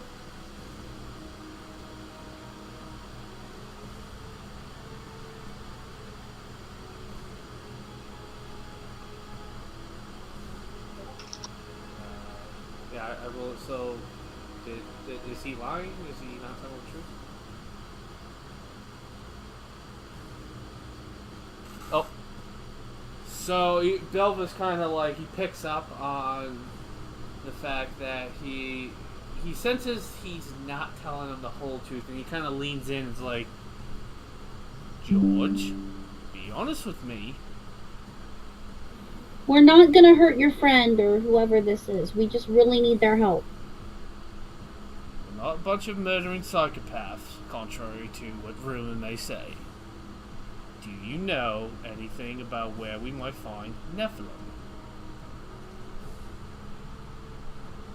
Are you gonna try and persuade or intimidate? Let's do persuasion. Belvis isn't Sure. trying to. Can Willow help by doing like puppy eyes at him? That won't work on him. I mean, technically, I should probably use intimidation because I have a +10 with that, but I'm trying not to be a jerk to the I mean, guy. I can give you Bardic. It's one of my last ones because we didn't take a long rest yet, but... Nah, let's save that. Persuasion. 23. Dirty 23.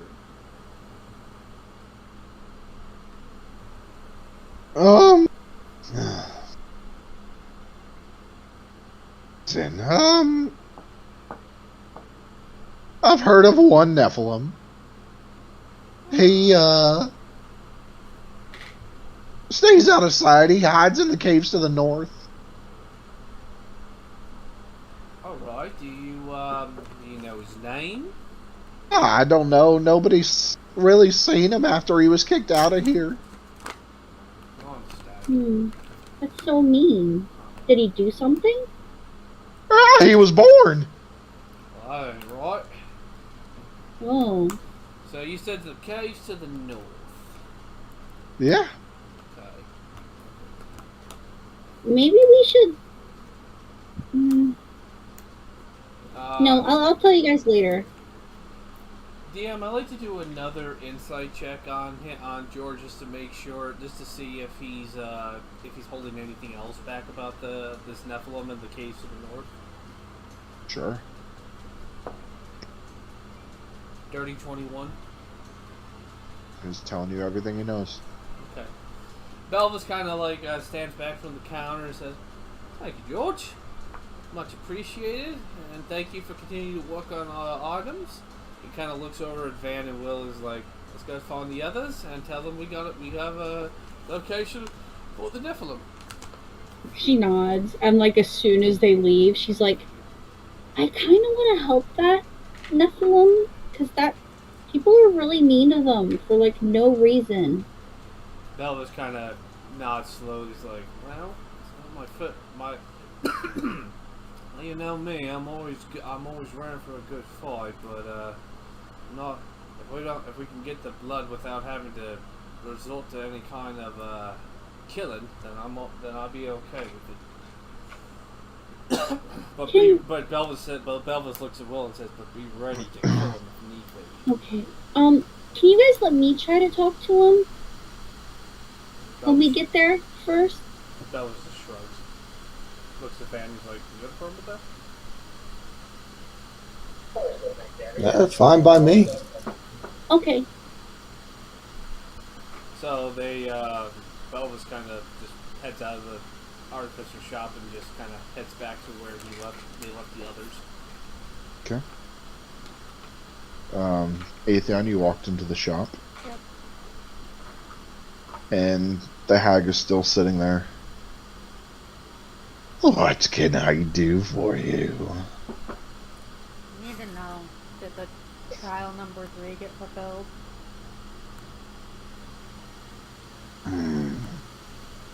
Did you feel different?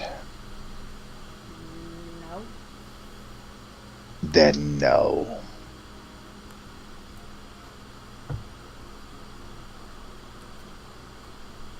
Who must I sacrifice? Or what must I sacrifice?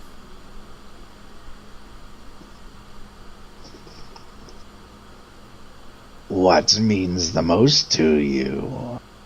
I think you know the answer, but I need to know if that's the one that I have to sacrifice.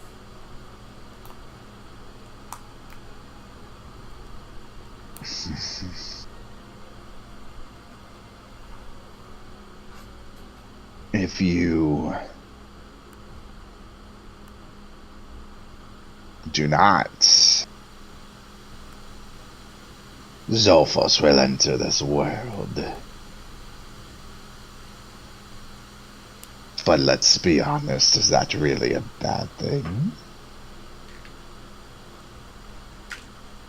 You know my mission. You said it yourself. You've seen everything that's gone on in my head, so you know that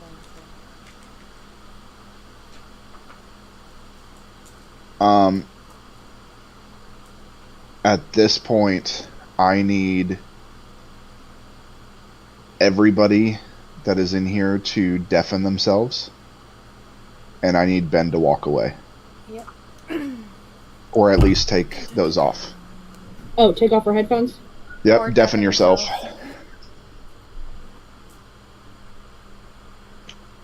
She reaches out. Sorry guys, this is our way of clearing the table since we don't have a digital table. Or since we don't have a physical table. She reaches out and touches your head, and you see the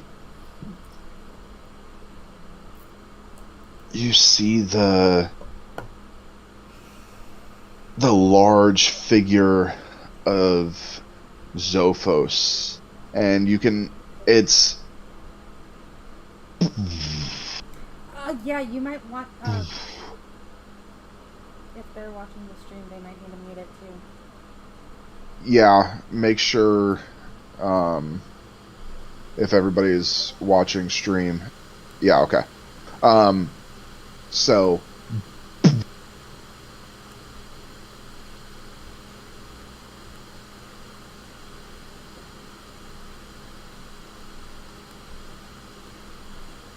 you can of Zophos for the and he actually froze up.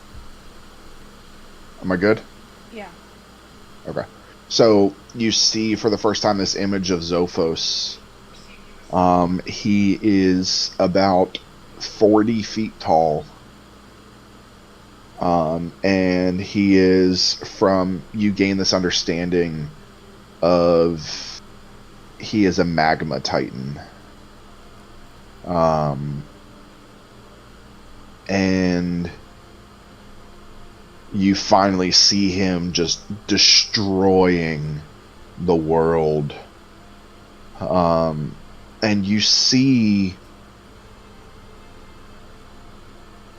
this dragon, this chromatic dragon that you've seen in your dreams fly in, begin swirling around Zophos, and as he goes to swing at him, the dragon's swirling around. You can see underneath at the feet of Zophos is the rest of your party, using their various abilities, their magic, their bows, their swords. And at one point you see Zophos hit his knees and fall over as you see yourself absorbing the soul, not into an orb, but into yourself, into your hands. And you reach up and push the soul out of your hands. And as this ray of light hits the sky, a portal opens up. And the hag takes their hand off your head, and the vision goes blank. That is what the future holds.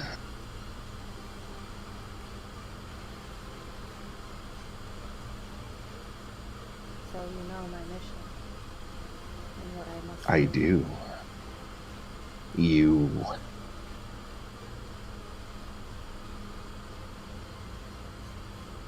If you want to keep it a secret, I suggest completing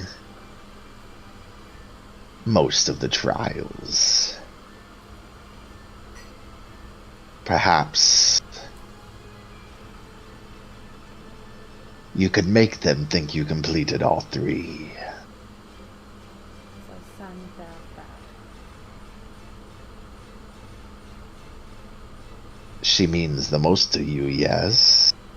Yes.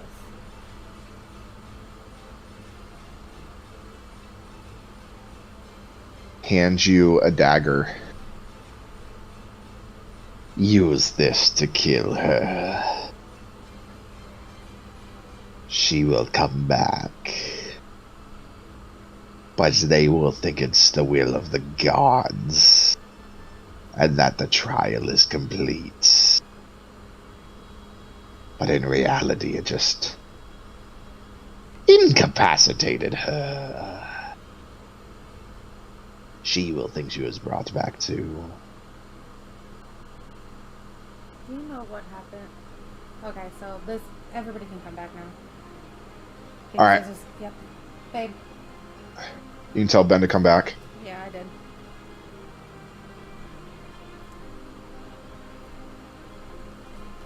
I'll message Elliot.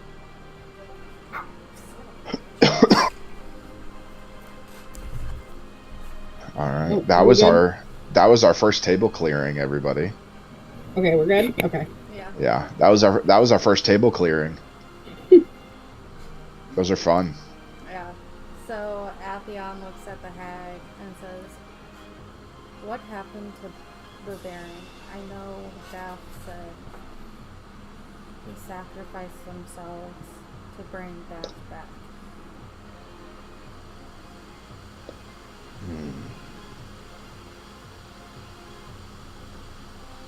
He is gone. But another has taken his place.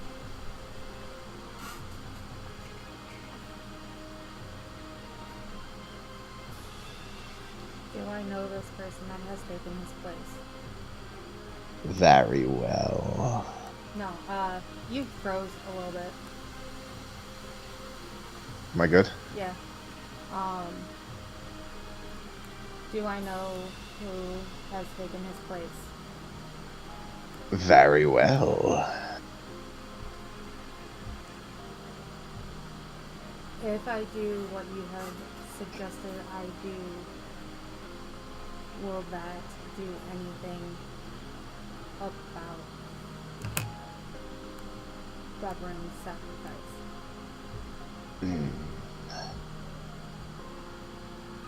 Nothing shall change. Very well, thank you. Oh, and one more thing. Do you know where I can find a Nephilim or Nephilim blood? Of course. And do I have to kill the Nephilim? Like, really rather not.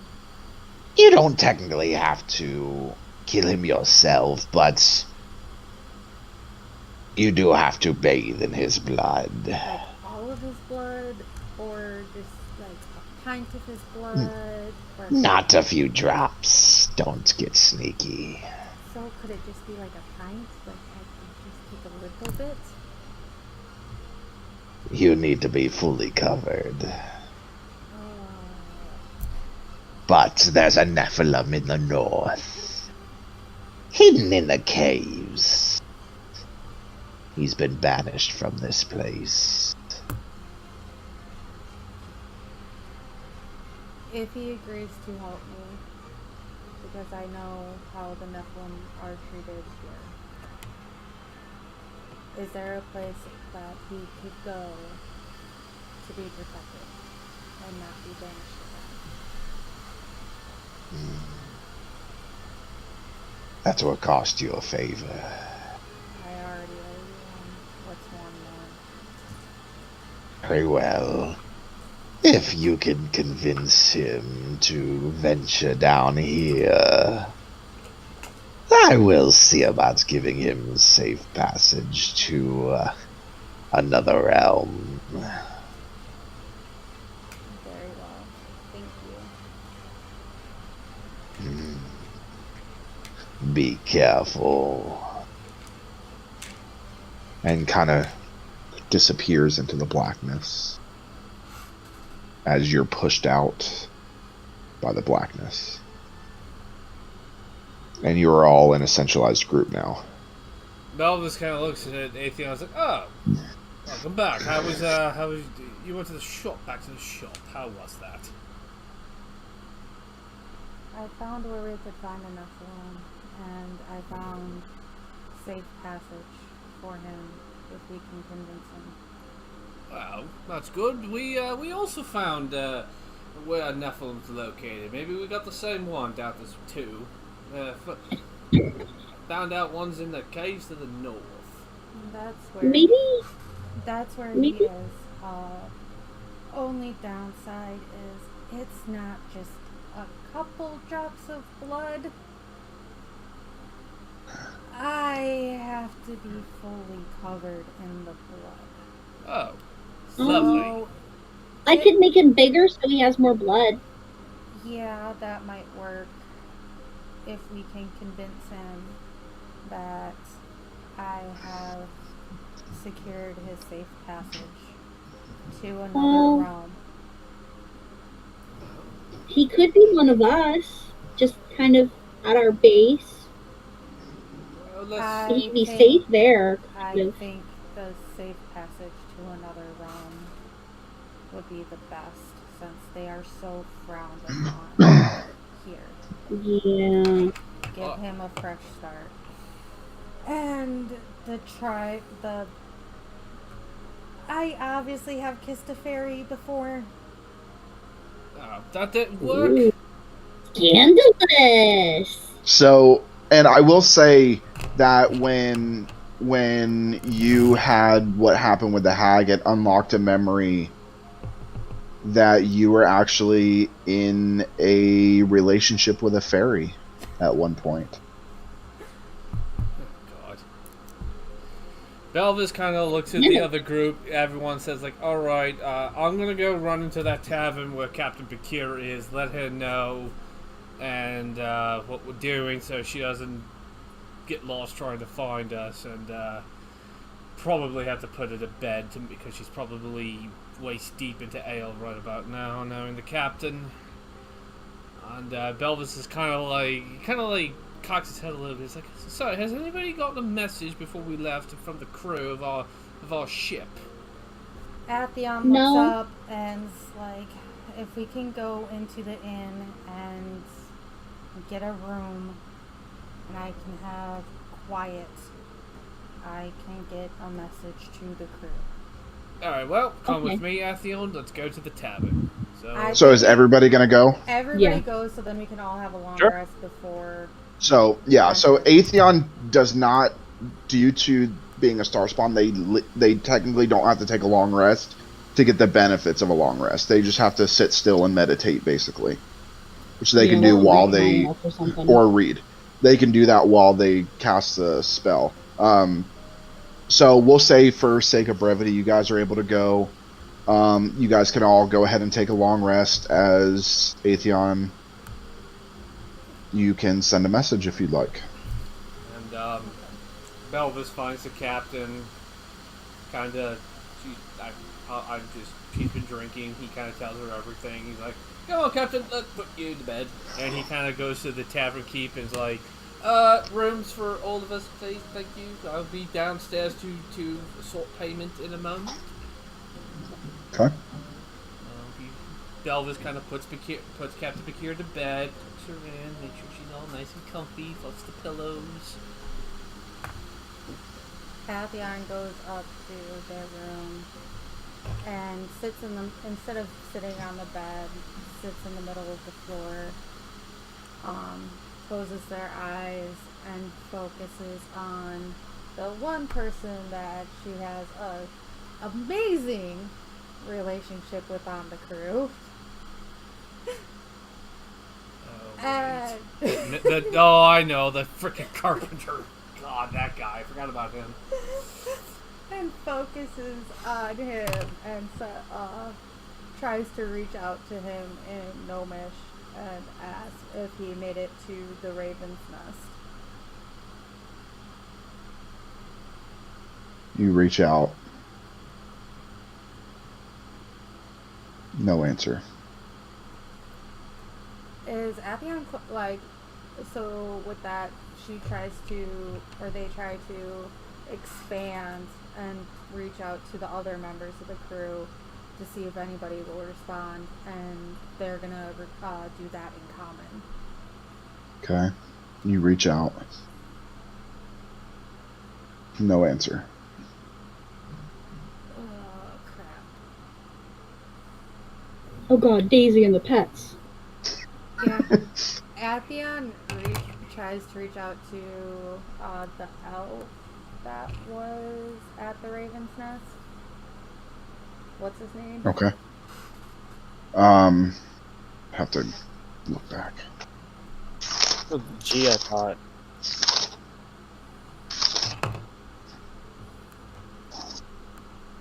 Oh man.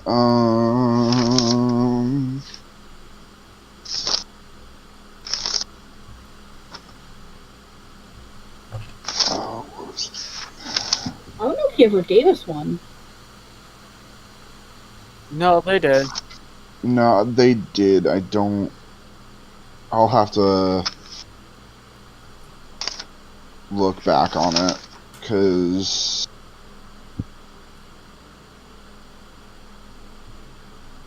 thought I had it here somewhere. It's been a while. Well, they reach out to that person. Okay. And If I can find it all. Yeah, and asks, and tries to reach out to them to ask about the crew. Merrick. So, That was his name. Atheon reaches out to Merrick and tries to get a message to him.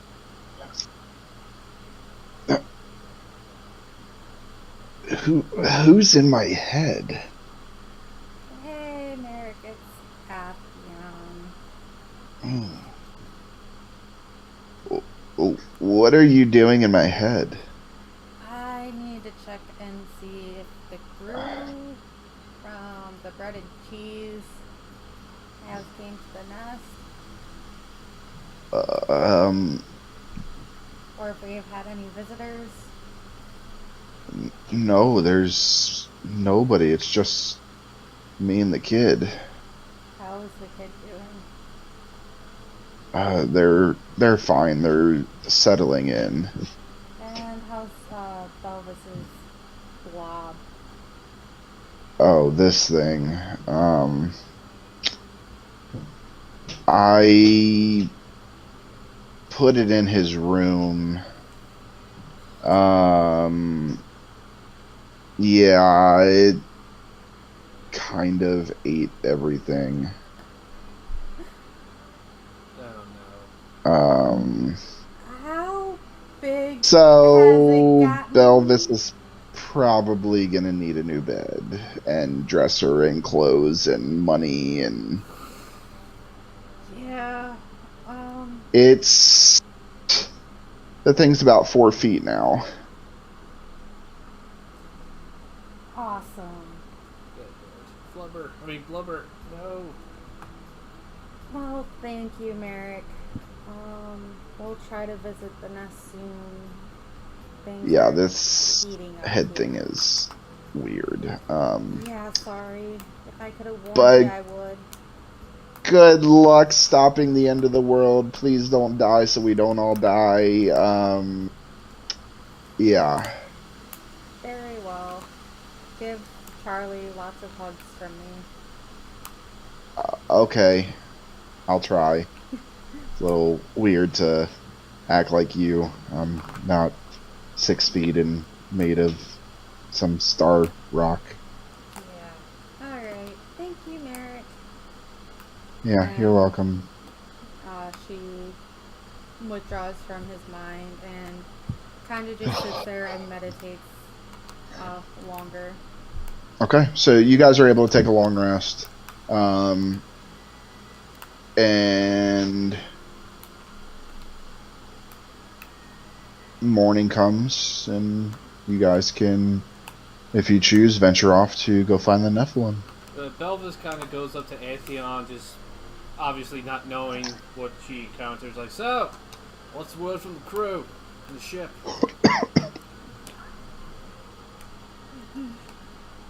Captain Bakir is not going to be happy? And he just kind of sighs. He's like, what happened now? The ship and crew are missing? Not Daisy! Belvis is like, oh, God. He kind of says, Van, can you come here, please? And Oh, then Atheon looks what? at Belvis and be like, oh, and by the way, you need a whole new room. One thing at a time first. He looks at Van and is like, Van, we need to go and check on the ship and the crew real quick to see what there's going on with them. Atheon can't reach them. Can we get the coin and open us a portal to the ship, please? If you would, I will buy you breakfast. What do you mean you can't reach them? Atheon tried to reach the crew. So Atheon looks at the group and is like, let's go up to my room and I will explain. So we all, I guess, we follow Atheon. Okay. Once we're all in Atheon's room, they are like, I kind of picked up a new ability in the Fae world. Like reach out and touch someone ability or what? Like read people's minds ability. I'm sorry, what? Read people's minds and get into their heads. Okay. Quickly, First thing, that's kind of cool. Second thing, have you done that to any of us? No. Also cool. Okay. So I'm assuming you tried to reach them through the mind thing and got no response. No. I even tried the carpenter who, you know my relationship with the carpenter. First of all, the crew's gonna freak out when they see Atheon, but Yeah, the carpenter, especially when Atheon goes and attacks him with Gnomish. Okay. Well, I mean, the fact that we lost a ship and a crew. Yeah, and I reached out to Merrick. Oh, I'm sure he was thrilled. No, not really. Yeah, that was rhetorical. That's okay. Belvis needs a new room. Belvis just shakes his head. It's like, I want to find out about the crew first before I find out what the hell happened to my room. Merrick hasn't seen. The crew hasn't shown up at the nest, and there has been no visitors at the nest, which is good that the nest is secure.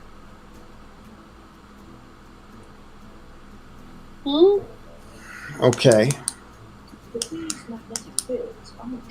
I'm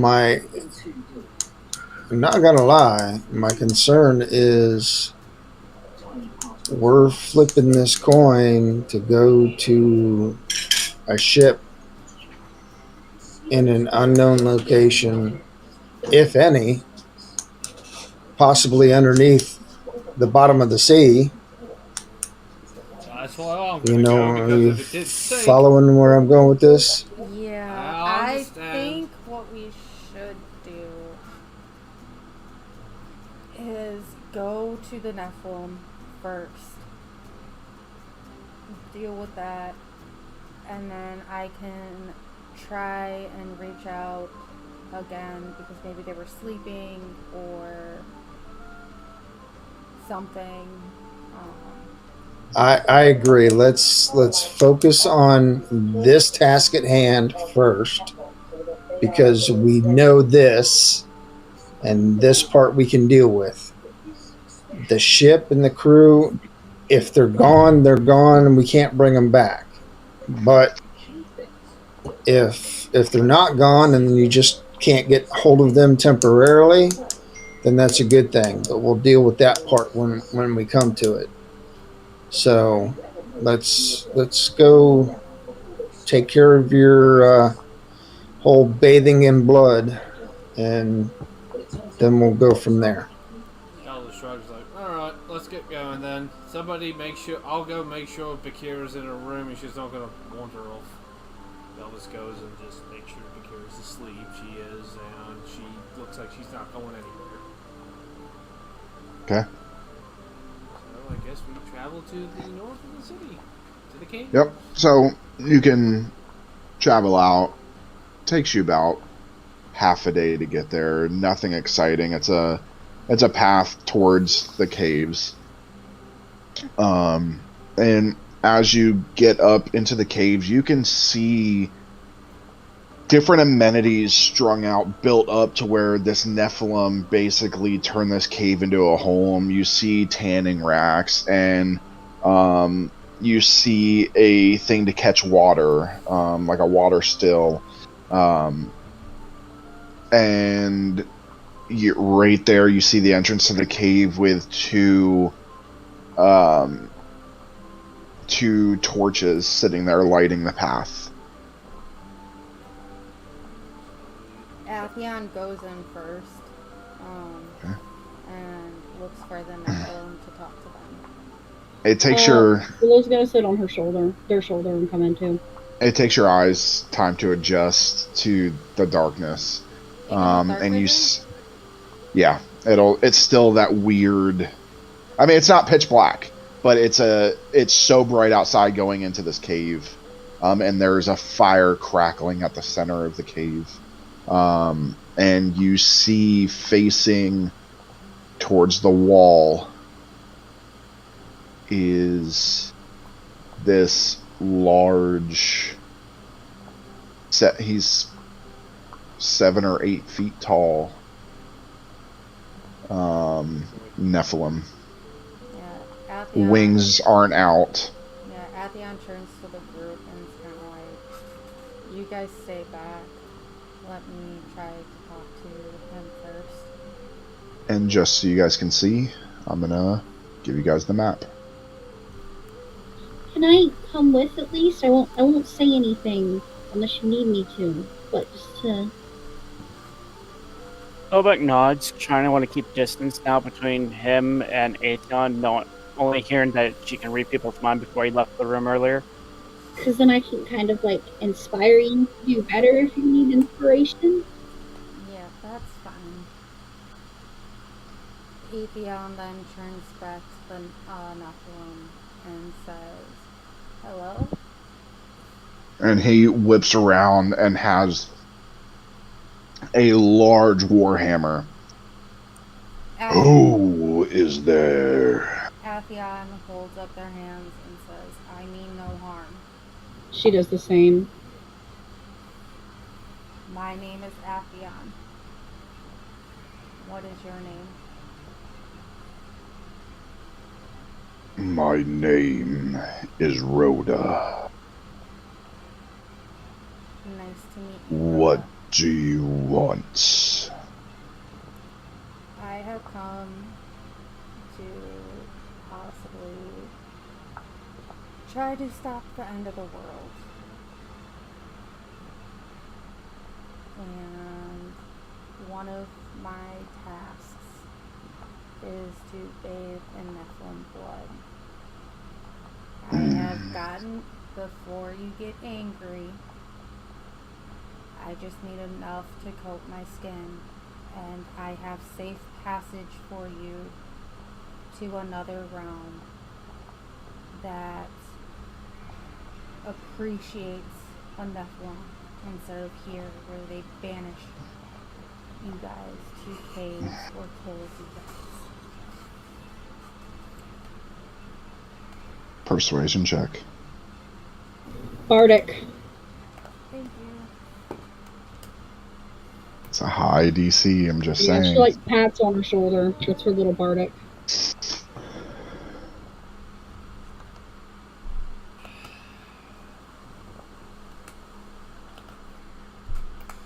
Eight. With Bardic? Yeah. Dude. That was definitely not Raven's Nest dice on that one. That was definitely Raven's Nest dice on that one. I think that was user error. So he kind of he takes a moment. That He hurts my heart. flips the hammer, and you guys feel the ground shake as the hammer hits the ground. Wait, And he listen. You can hold my wings while she gets the blood. If we hurt you or try to kill you, rip them off. Or I could rip them off now. Please. We're don't. trying to be nice. We are. We need to end the war. We need to stop the world from ending. And I am so sorry for what these people did to you, and it's not right. But we can help both people here if you need passage. I have guaranteed passage for you. Maybe I want the world to end. I know you want the world to end, but this is a Titan. The Titan will kill you as well. Not just the world. The world will be destroyed. You will no longer be living. This, if we fail, you still have a chance to live. Take it from someone who understands being an outcast.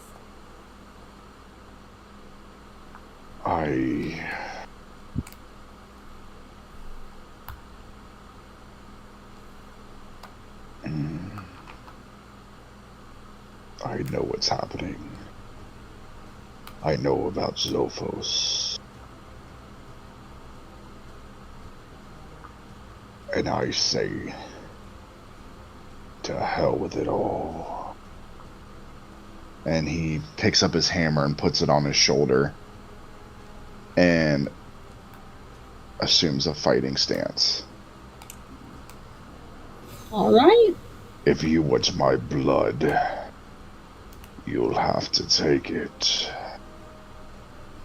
Belva's kind of seeing this, just kind of like shakes his head, pulls out his ogre dagger, the ogre and mage. Athion's like, does anybody else want to try to talk to this guy and Belva's persuade him not to fight us? Belva's, before he pulls out his sword, he's kind of hears that, and he just kind of like thinks about it, and he's like, why not? And he kind of just walks forward to the big guy, to the Nuff. I was like, "Oi, big guy, you hate this world, don't you?"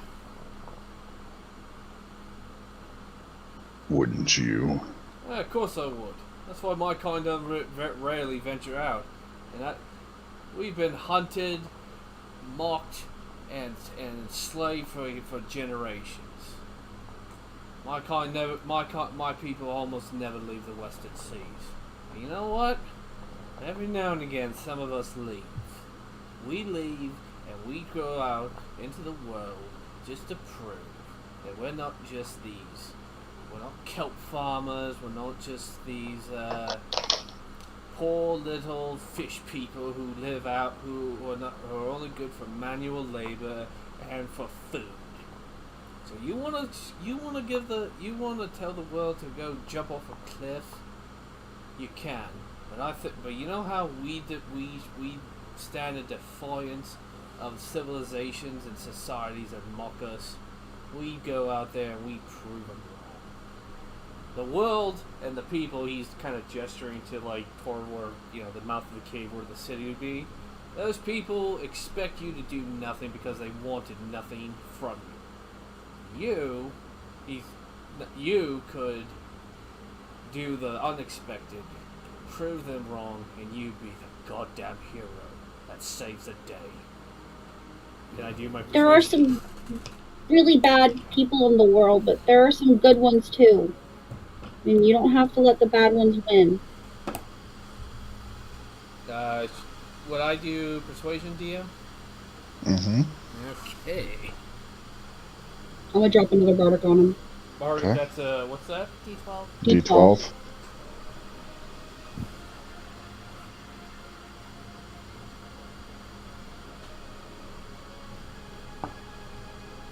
Fitting music.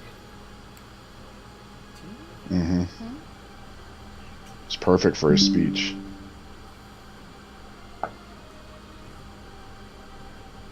Uh, 29.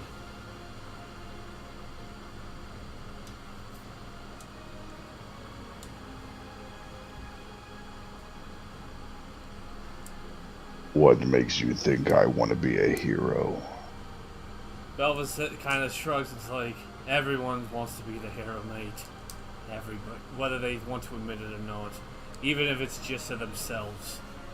You be your own hero, and you prove those bastards wrong. And if you don't want passage, you can be part of our family and have people who care about you. Belvis kind of like does this. He's like, look at all of us. You have an alien in this group. You don't think I stick out like a sore thumb? Belvis says, we embrace everybody. And he's like, and he just kind of gestures, like, look at Sobek over there. Watch it. Belvis just chuckles. He's like, damn it, kid with him. I love the little scaly bastard. Hell, why not? We adopted a gelatinous cube. Hey, Why We not? didn't his name is adopt Lover, and we you will did- not talk about my son that way. Technically, we did not adopt the gelatinous cube. We adopted the baby. The Listen. gelatinous cube was birthed, and Belvis is his mom. That's my Listen, son. His name is Bel- I don't care. I will tell you what. If someone can beat me in a fight, whether it's one of you or all of you, I will concede and give you what you wish. But if I win, you leave and never come back.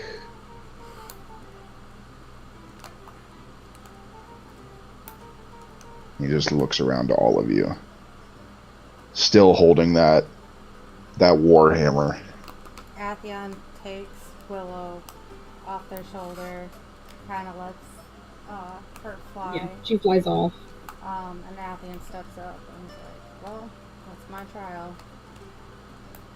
Belvis steps up too. It's like, you're not alone in this. All right, big guy, you wanna swim the fishes? We can do that. Sobek would be a little bit closer with the axe hand behind them. Still very skittish of Atheon. Belvis Any says, other takers? I'm in. The rest of the group's in. I'm in. Well, mate, you fight one of us, you got to fight all of us. Huh. Who doesn't love a good fight? Belvis kind of. I know. He It's looks. glorious. He isn't looks it? to Glorious. he looks to Belvis. Hey, hero. Who do you think's gonna win? Belvis kind of gives a cocky smirk and he draws out his dagger of the ogre mage and then he takes out his shield and goes swing. He's like, one, of course. And with that, everybody roll initiative. All right. Alright.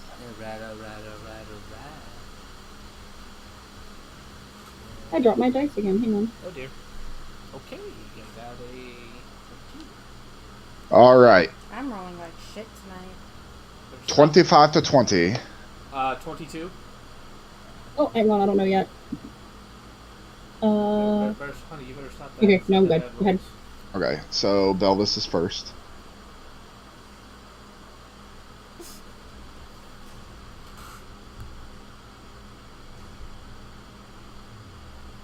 Uh, 20 to 15. 17. Yep, I got a 17 too.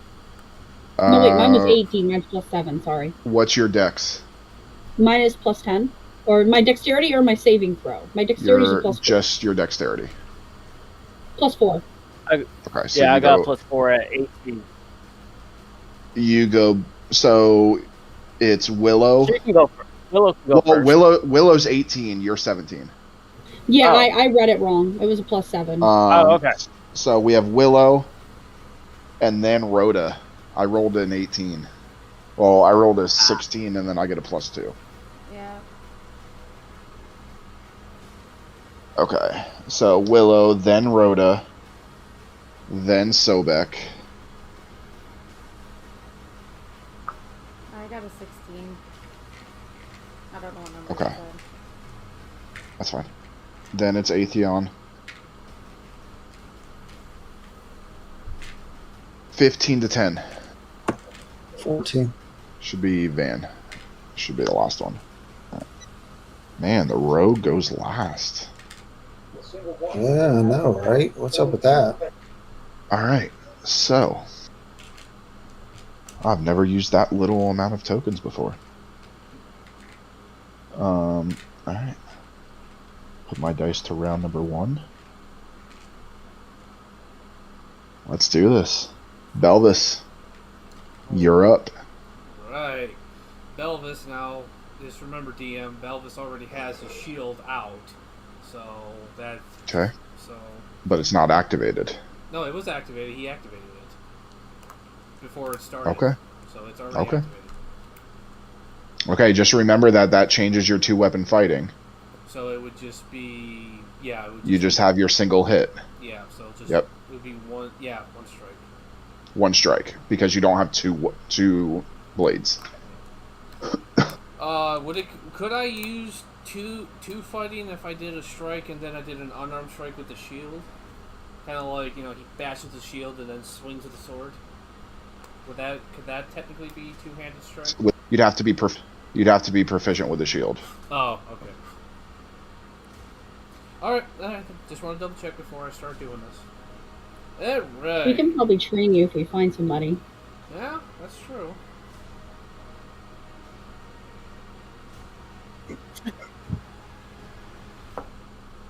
Not surely a dragonborn that uses a shield. Let's see. Plus 10. That's a 23. Dirty 23 to hit. Are you doing a melee? It's with the sword. Okay, what's your movement speed? Movement speed is 30 feet. Okay. You still have 5 feet. You're not quite within range. Oh shit. He was 35 feet away. Okay. Dang it. Rookie mistake. I should have remembered to ask where he was. All right. So Belvis already had his sword drawn. He just kind of goes. Ah! he runs up 30 feet and just kind of stands there. If you pulled out the dagger ogre mage, it's 5 feet reach. Oh yeah. 5 feet reach. Okay. So my roll still counts then, right? 23. Yeah. You hit. Okay. You're welcome.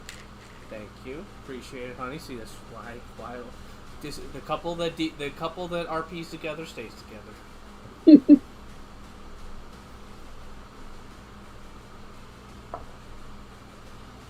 9 damage. Okay. So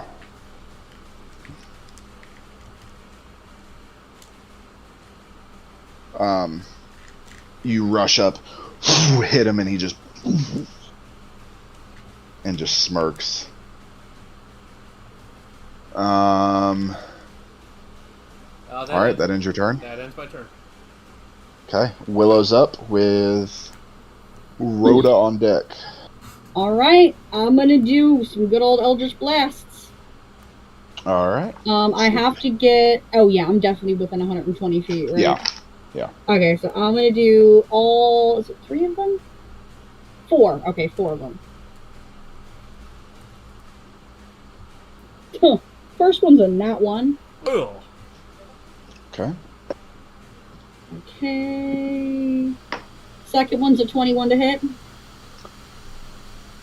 Hits. Third one is a 18 to hit. Misses. Okay, and last one. Nope, that one doesn't hit either. 15. Okay, misses. So I got 2 of them then, right? Yep, you have. No, you only have one that hit Only got one? Okay. Because your first one was a nat 1. Yeah. Then you have a right. 21, then an it was 18, 15. Okay, yeah. So roll damage for the nat 1. So Double the first it. one I just rolled a 7, so 14. So you take 14 damage as you reach out and poof, it backfires. You're still not used to using this Eldritch Blast. Okay, and the only other one that hits him got a 6. Okay. So you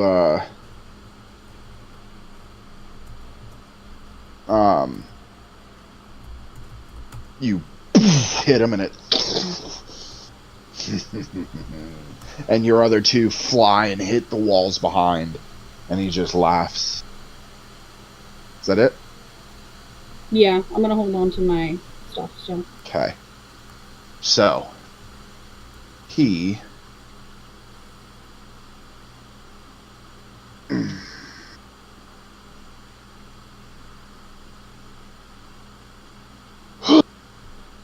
and just screams as he rages. Oh, he's a barbarian. Damn it. Yes, he is. You know what? I should have expected that. Him living in the Barbarian goddamn or cave. a paladin with He warhammer. actually is. He is an ancestral guardian. So it is the barbarian that uses higher powers. That's suggestion from the DM's Discord that I'm a part of. So, thank you guys for that. All right, he's gonna attack Belvis. Boy. He gets 2 attacks, 2 attacks. and you know what? He's gonna do it reckless, because why not? This is gonna hurt. Okay, a I lot. believe you said that shield gives me +2 for my for my AC. Yes, it does. Yes. Okay. Good. Thank God. Yeah, but this is Caleb rolling. Yeah, I know. Thank you. I remember. It just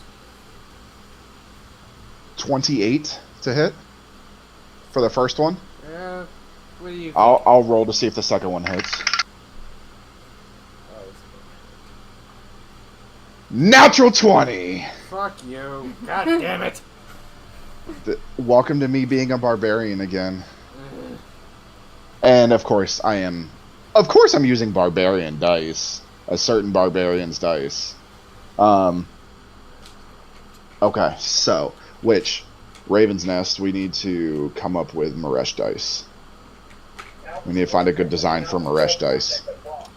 I have some ideas.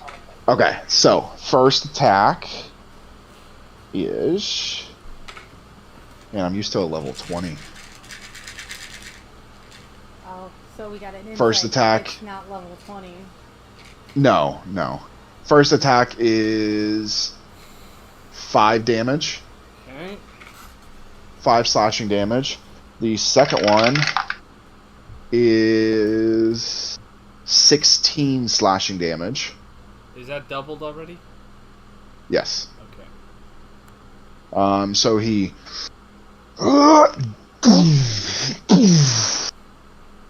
Two large hits. Melvis tries to. He's like, oh, bitch.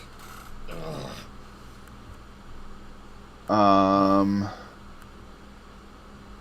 believe...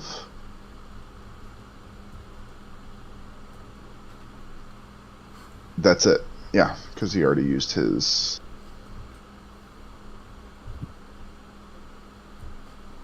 Oh, no. Sorry. Add 12 more damage, because I forgot he gets a +4 to his melee attacks. So he gets a +4 to the melee damage, so add 12 additional damage on top of what you already took.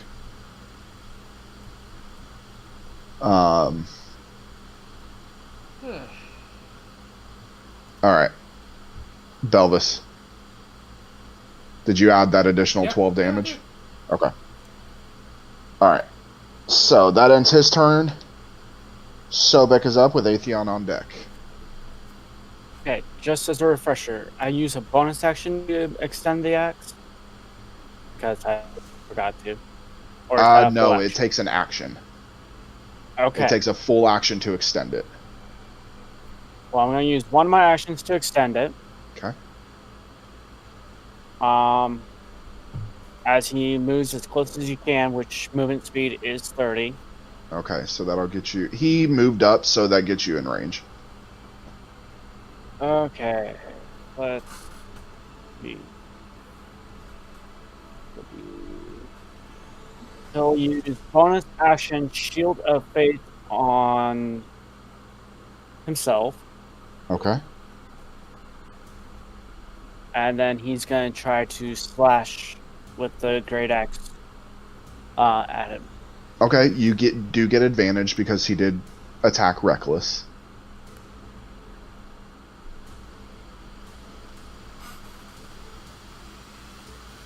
$22. 22 hits. Okay, find my D12 in this. I want to use nothing. Saving stat.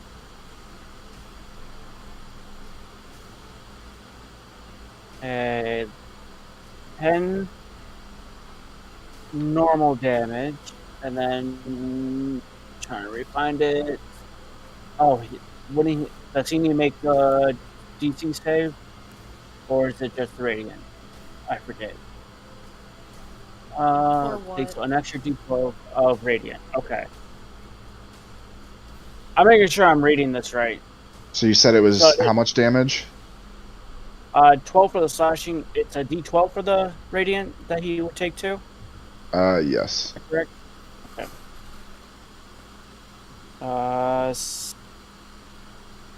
Dot on bottom is the right. So If it's 6. near the circle, it's a 6. Okay. Yeah, it's 6. Okay. Alright, so you hit him, and it doesn't do as much damage as you think, and he just kind of... And you actually don't see any of the radiant stuff hit. And he just And when you hit him and he kind of looks at you, Paladin, radiant damage on a Nephilim. And his wings come out. And you get the sense he's immune to radiant damage. This makes Being things of a lot angelic more descent. fun. Being of angelic descent. Right. This makes Okay. it looks like a lot more fun, big boy. Does that end your turn? Yes. Okay. Big boy. Atheon, he's bigger than him. He's probably higher. Yeah, but that's usually something you say to flirt with somebody. Atheon is up with Van on deck.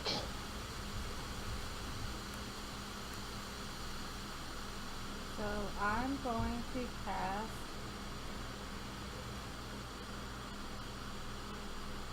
Hex. Okay. And that's going to be 3 damage.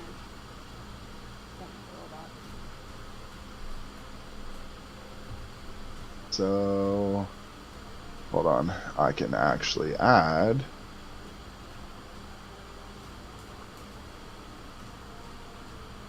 Unfortunately, there's no hexed on here, so we'll just put it as charmed.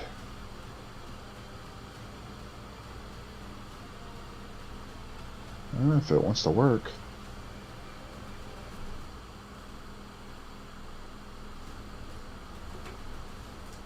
Huh. Guess it doesn't want to work. Oh, okay, so the blue is... He's hexed. So he took what? 3 damage? 3 damage. 2? Okay. 3. 3. 3. Okay.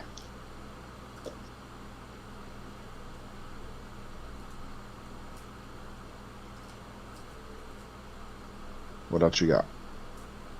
That's it. That's it? Just a hex? Yeah. Okay. Alright. Van, you're up. Devil's on deck. Okay, I want to shift in a position where I can shoot him with the crossbow. You can move like past Atheon and do it from that angle. Perfect. Remember, he is taller than everybody, so you shouldn't have to worry about hitting anybody. That is a...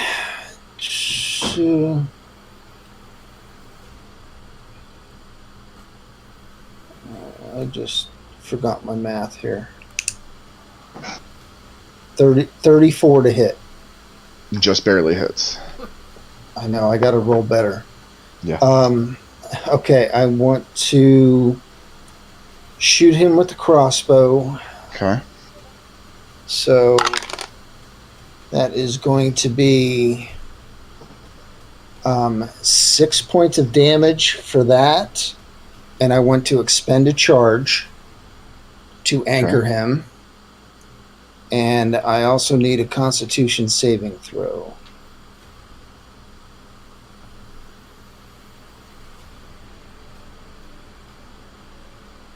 $18. Oh, man. I can help with that on my turn.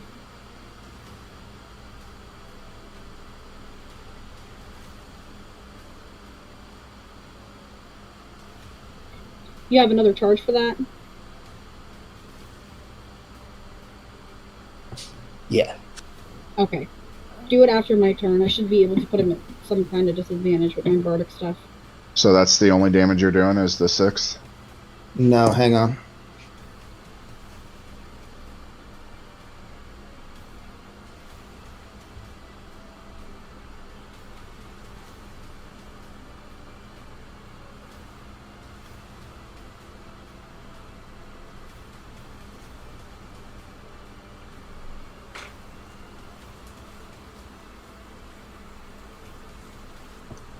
Plus an additional 43 points of damage.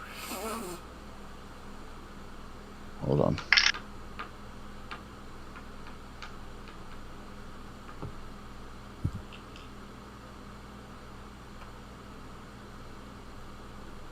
And reduce that to 33. And then reduce that again to 16. So you fire and you see his wings come up and you see this spirit-like essence cover them as he casts his reaction of Spirit Shield. And it hits, and you can see he hits that. It hits him and hurts him a little bit, and he just kind of like shakes it off.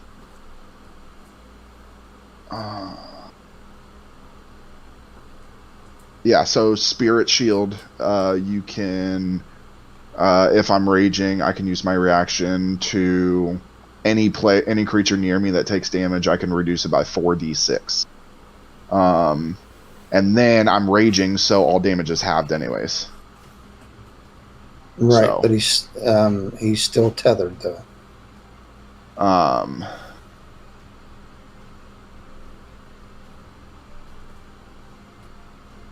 Right.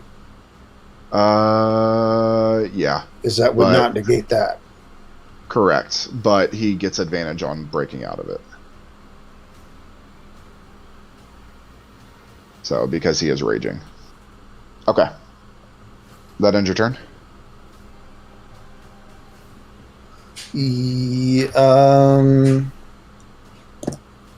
I would like to try and hide if there's no place to hide in here. I mean, you could try and hide behind one of the things he's made, but it's all made out of wood. It's all simple stuff. It's all stuff that can be seen anyways. Yeah, it's all, this cave's wide open. Well, and we'll just go, we'll just do it the old-fashioned way then. Okay, then I will, since he's tethered, the crossbow is now just a normal bow. Correct. So I'm going to drop that and grab the cursed dagger and throw that. Okay. And that is a natural 20. Okay. Nice. So just don't double the die because there's no point. Yeah, because he halves it anyways. Yep. So just roll normal die. Okay, hang on.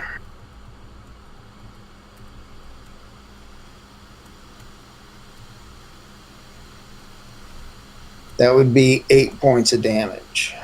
Okay. So you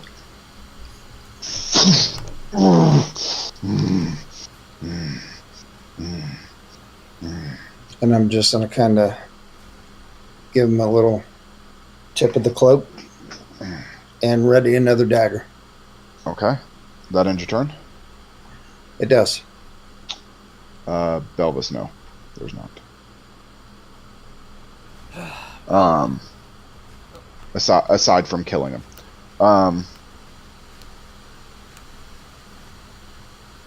Belvis, you're up. Willow on deck.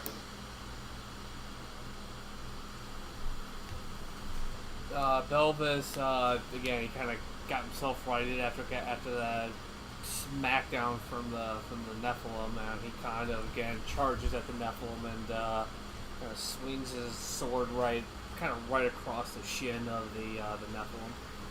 Okay, you do get advantage because he's grappled.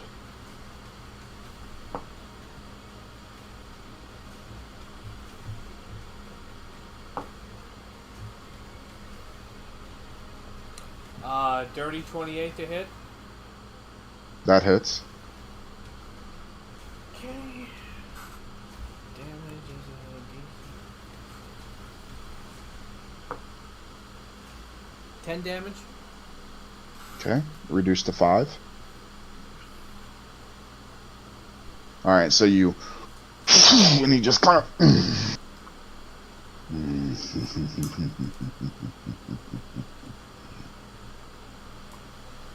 Is that end your turn? Yeah, that'll end my turn. Okay. Willow, you're up with Rhoda on deck. Okay, I'm gonna do a 6th level Dissonant Whispers. Okay. So I need a Wisdom saving throw. Ba-da-ba-ba. 12. Nope.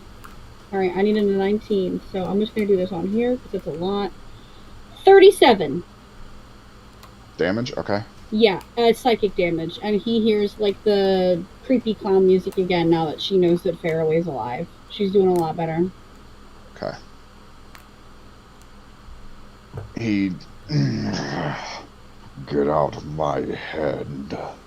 And then on top of that, she's going to do an Unsettling Words. So the Okay. next saving throw that he makes before my next turn, he has to subtract a d12 from it. Okay. So hopefully that'll help you, Van. Okay. Oh, kitty. And then that's it for me. All right. That ends that. He is going to take an action to break out of this. And he gets advantage. That is a 26. Just barely. Yeah, okay. So I built the thing, I know. So he breaks out, and so that used one of his actions. He's going to use his movement speed to fly up in the air. Would we get attack of opportunity? 40 feet. Yes, you can. Okay. Attack of opportunity. Okay. 22. Huh? 22. Oh, I'm rolling Okay. for my attack too. Remember, this is just a basic attack. Yeah. 26. Okay. 8 damage, so reduced To to 4. Okay. I got a 9 damage. So what's Okay. that reduced to? That's a D6. Reduced to 4. Yeah, it's D6 plus 5. Oh, okay. What's it to Reduced to 4. 4? 4. Okay. So as he flies, unfortunately you guys don't have Sentinel, so he flies up 40 feet in the air. He's basically at the top of the cave and he's hovering there. You see he drops his rage, which he can do as a bonus action. And he is going to, you see him begin to glow this radiant light as he casts Angelic Rejuvenation on himself.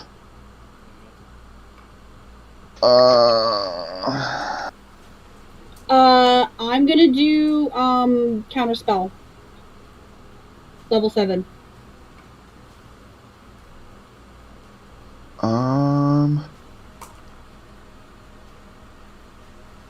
Roll for it. Okay. Is it a D? Okay, a D10 plus the spell's level.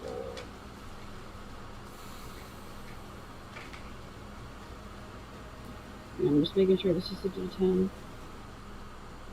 I thought it's a D20, you just gotta get 10 plus the... Yeah. Oh, is it a D20? Yeah. Yeah. Okay. Yep. Ah, 3. Okay. Does not work. I'll counterspell.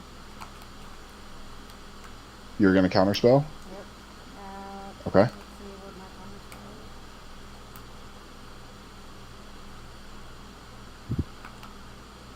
is. Third level. Roll for it. Nope. 7. Okay.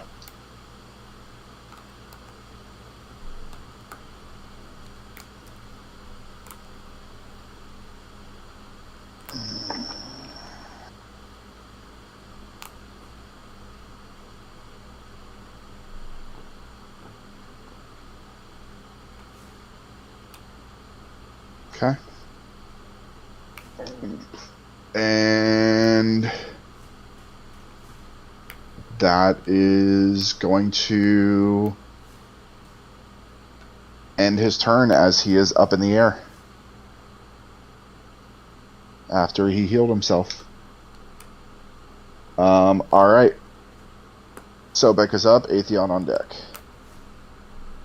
Alright, seeing this guy went up to the air, Sobek will cast Celestial Warfare, which he'll go his Flaming Greatsword and his wings, which I do get a flight speed of matching 40, and he'll fly straight up. Okay. And then he'll take the attack against him, which since this was one action, he only gets one attack. Mm-hmm.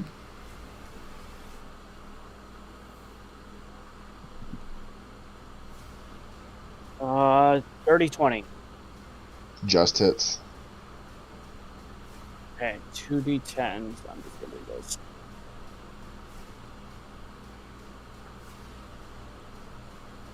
That is 13 damage. Okay.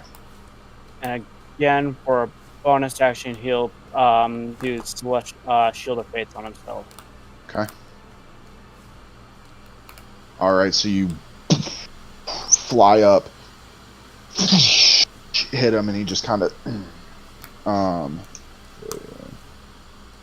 that was how much damage? I think you said 13. 13. Thank you.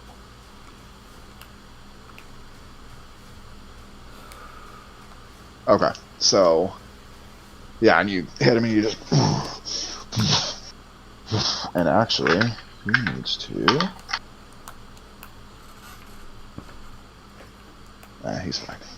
Rolling to see if he can maintain his flight. All right, that ends his turn. Atheon's up. Van on deck. So, since he's still hexed, he gets a d6 of damage. That's 4. Okay. And then Eldritch Blast. Okay.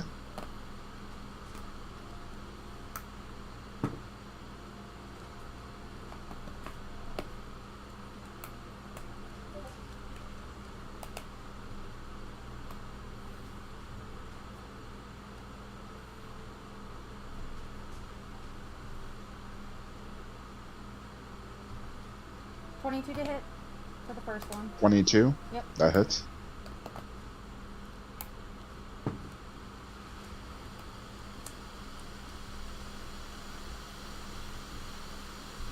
$20 to hit.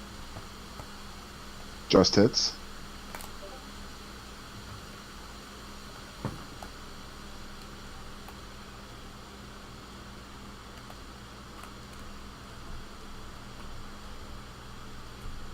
$15 to hit. 15 misses.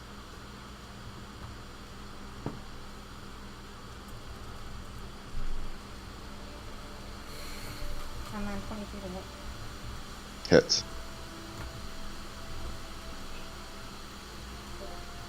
So do I roll 4d10 for that, or just the 1d10? It is 1d10 for each one. I mean, you can roll 4d10 if you want, because it's the same thing.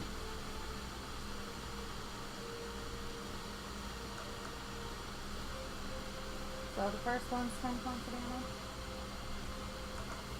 The what? 10 points. 10 points? Okay.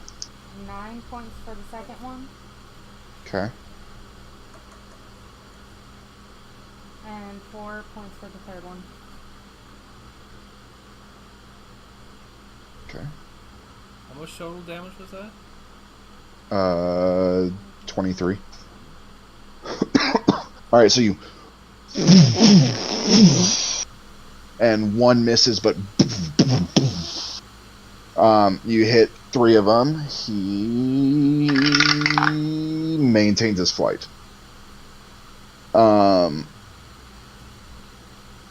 right, that ends Your turn. Van is up with Belvis on deck.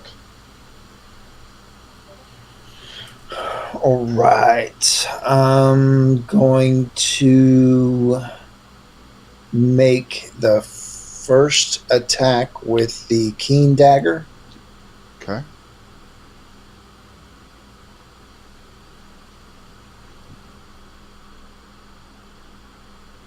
That is a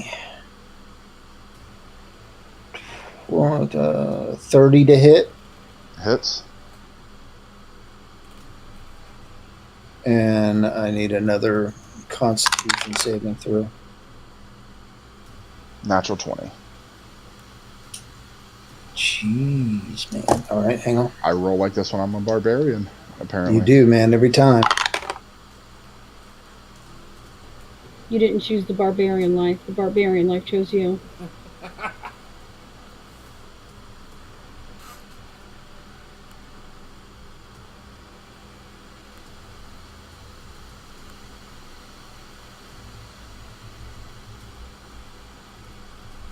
Don't forget your sneak attack if you get it.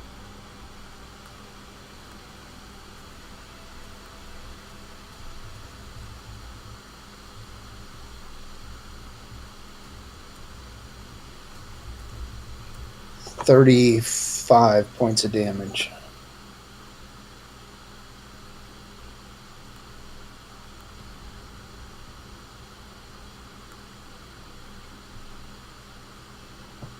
I'll get that death strike at some point.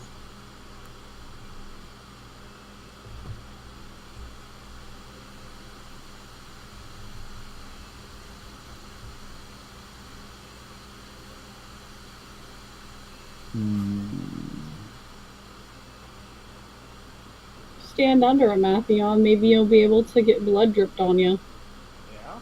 And then just Willow, just so you know, the only time you get sneak attack is so you get sneak attack if you have advantage on the roll, and an enemy has to be within 5 feet. They aren't incapacitated, and you don't have disadvantage. That's the way sneak attack works. Oh, okay. So there's a lot that factors into sneak attack. Yeah. So you said the original damage was what? 32. So half to what, 16? No, it's down to 12. I'm not raged, so it's not halved. But I used my reaction. Gotcha. So, okay. and I rolled a 5 on every single one. So it went down to 12. Okay. Is that end your turn?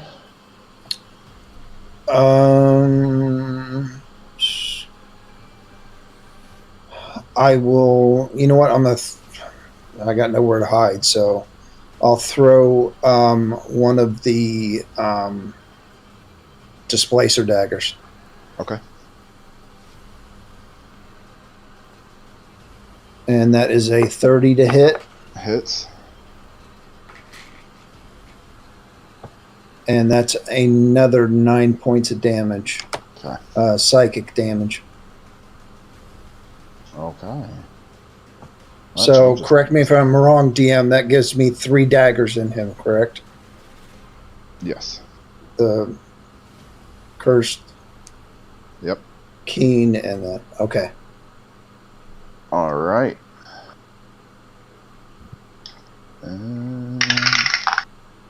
He is still flying. All right, Belvis up, Willow on deck. All right.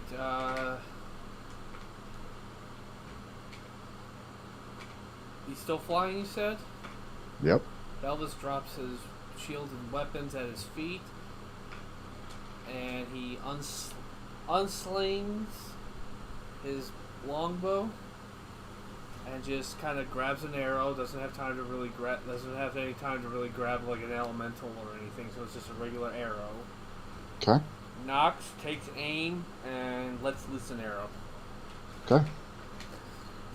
Let's see, Raven's Nest dice don't fail me now. It does. It's user error. Always. Nat 20. Okay. Hold on. Go ahead and don't roll double.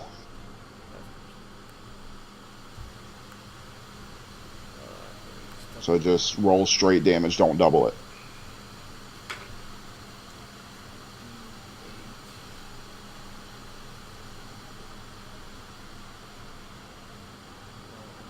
So he may not be raging, but he is immune to normal attacks. Yeah. Or resistant to normal attacks. I figured as much. Realistically, I figured Belvis wouldn't be able to. It was just quick decisions. So realistically, I mean, technically, I changed the way he's built. A Nephilim is built to be immune to all attacks that aren't magical. But I'm making him resistant. 13 damage. Okay.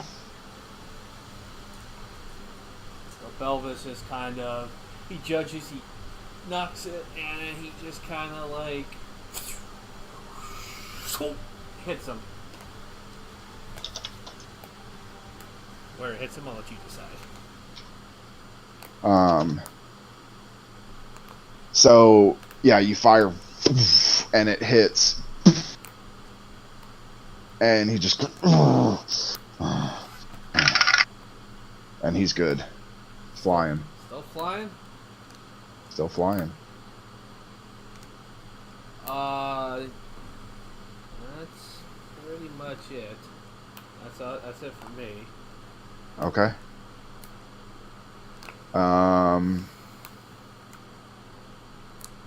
And hold on.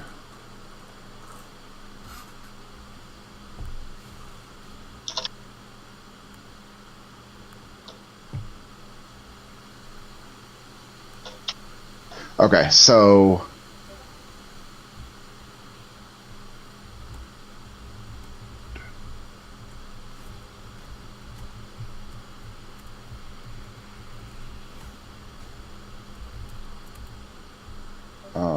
all right.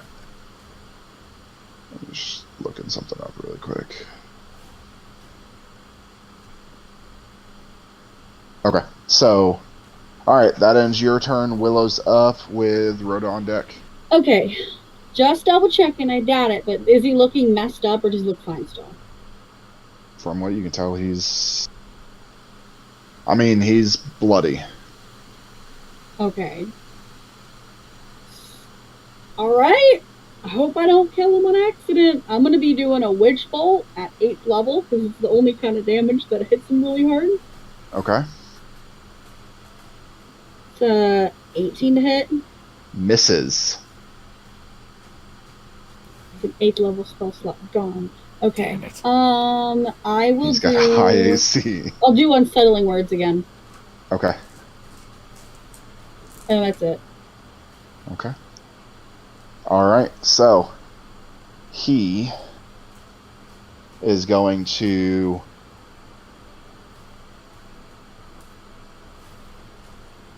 bonus action rage again.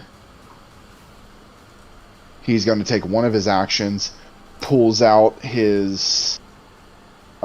something out from his belt, drinks.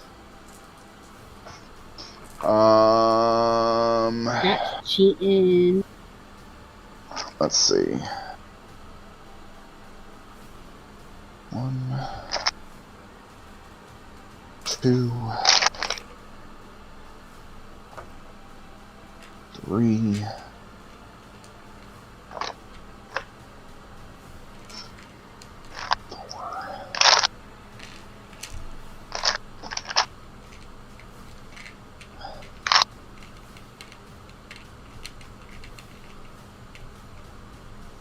6. Man, did I not have enough dice rolls? 7.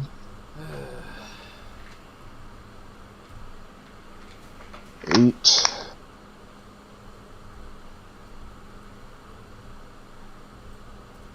9.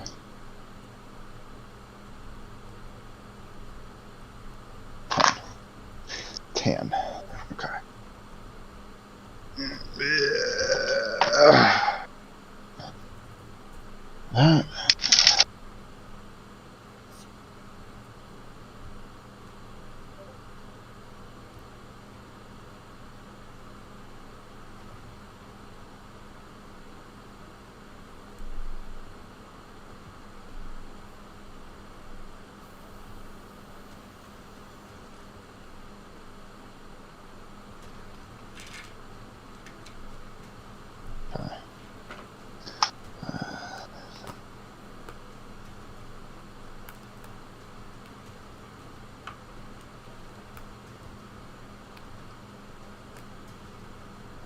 Okay.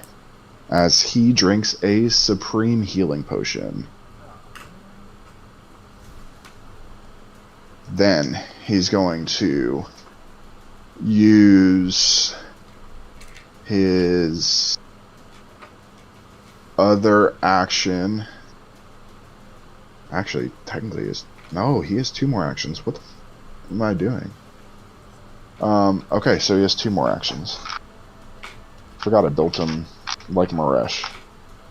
But because he's not high enough, he doesn't get 4. Okay, so 2 more actions. 2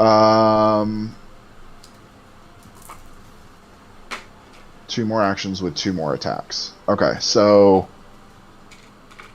he is going to, since he's up there with Sobek, he is going to go ahead and take an action to attack Reckless.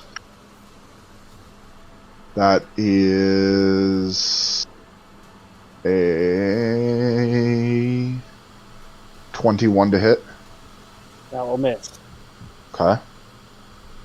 And then he's going to go again. That one misses. Then his second action misses. Natural 20. Plus 9. 29. Okay. Yeah, that's So, gonna hurt. that hits. I can't So, put that high.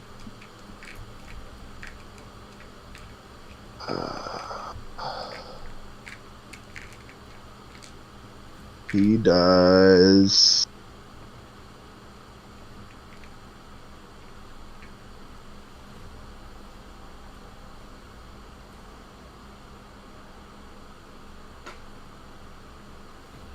37 points of slashing damage as he just big chunk. I need you to make a concentration saving throw or a concentration check. Would that still be under saving throw? Yeah, Or okay. yeah, it's still under Just let me saving. check.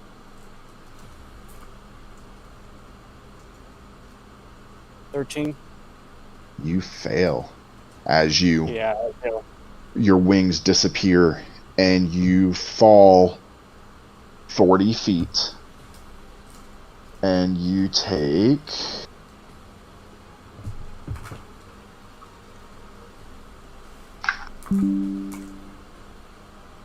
11 points of bludgeoning damage as you fall and hit the ground and you are prone.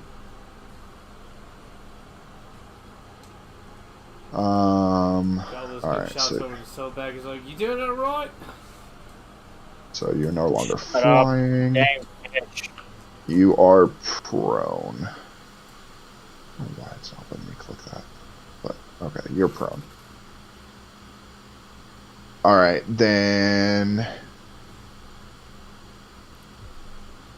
he is going to fly 40, or he's going to fly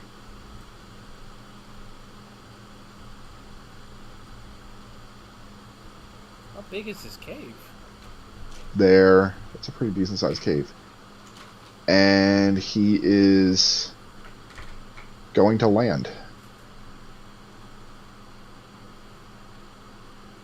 So he's no longer flying. Alright, that ends his turn. So he is now landed on the ground away from the heavy hitters. Sobek is up. Atheon is on deck. Sobek, you are prone. Yeah. Right. So that messaged takes you an action to get up, the right? question. What was that, Sobek? It takes an action to try to get up. Well, to get up. It just takes half your movement. Oh, okay. Then he's gonna get up. Mhm. He'll turn around, growling and looking at this thing as he unleashes his lightning breath at him. Okay. Which I need a DC save of 18, and you have that negative 12. It's a D12, dex right? save, right? Yes. Am I right, Willow? Yeah. Yeah, he has a negative D12. Because it hasn't been my turn yet since I did it.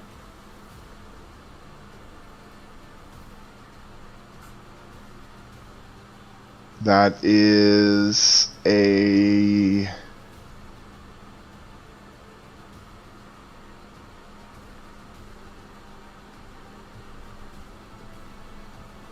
19.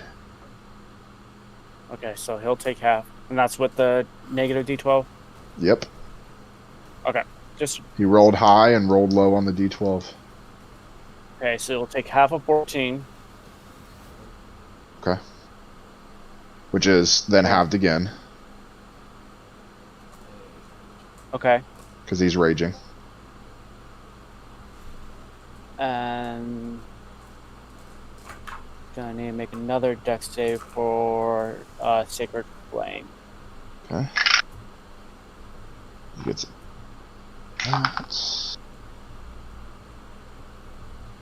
That is 11.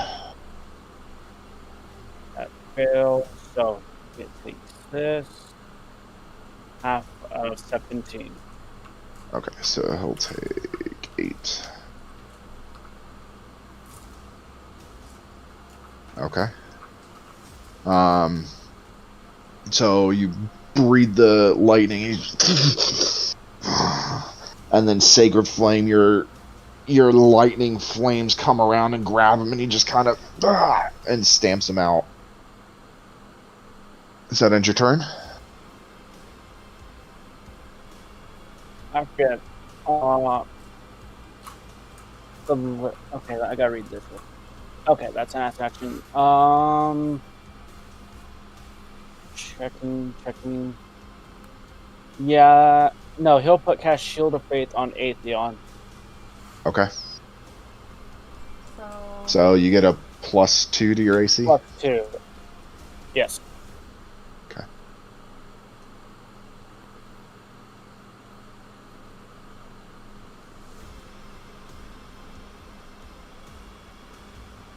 Alright. Well, Atheon is up, Van on deck. alright, so he's hexed. That Okay. is 2 points of damage. And, 2? Yep. Okay, And have the I 1. forgot to do this earlier. Disadvantage on Constitution saving throws. Okay. And Okay. So I then just roll normal because he has advantage on those.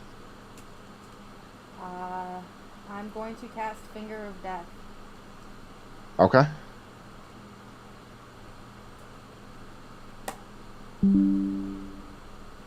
So I need a Constitution saving throw.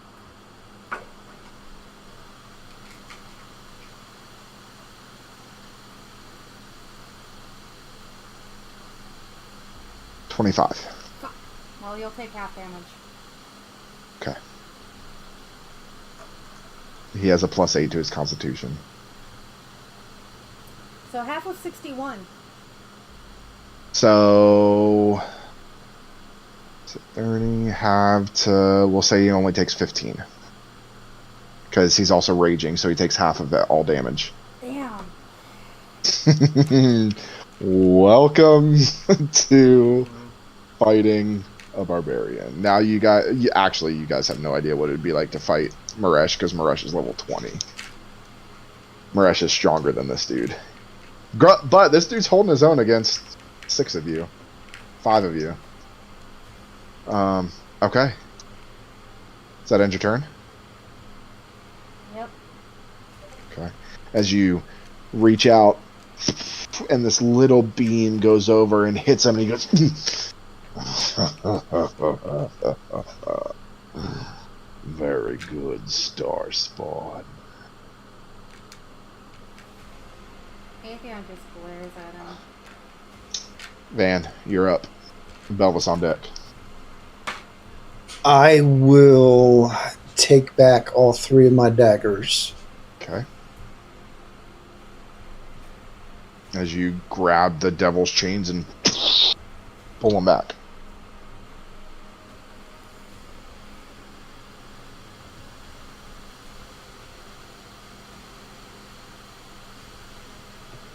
So that's going to be 12 points total. Okay. Half to 6.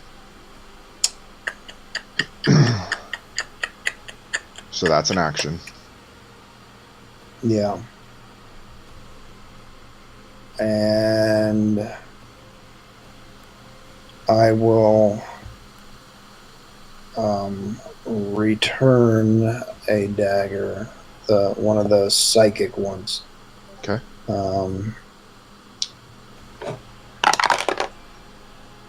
That is a 32 to hit, 34 Hits. to hit, something like that. Hits. And that is another 7 points of psychic damage. Okay. Reduced to 0. Okay.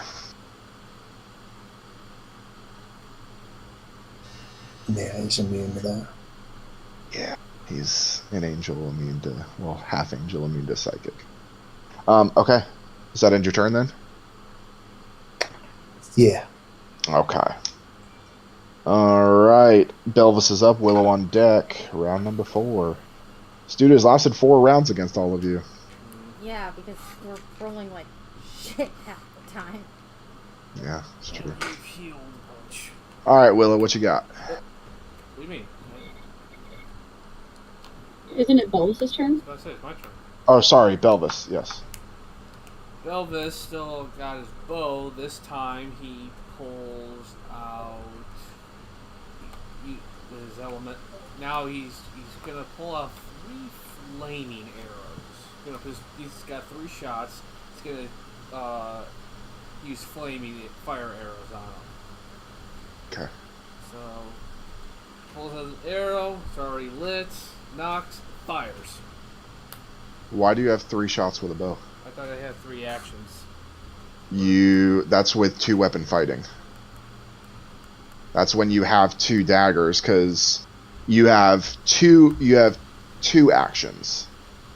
Your 3rd action comes from your 2 weapon fighting.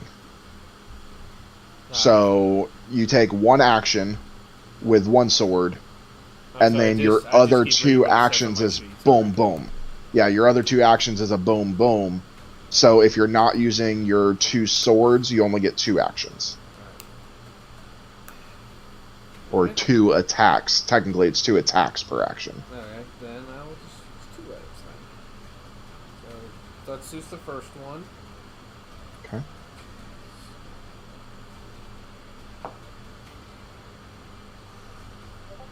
$19 to hit.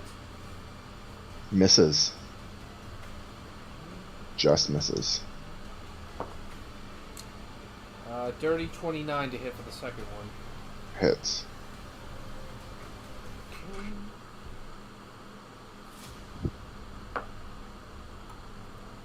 7 total damage.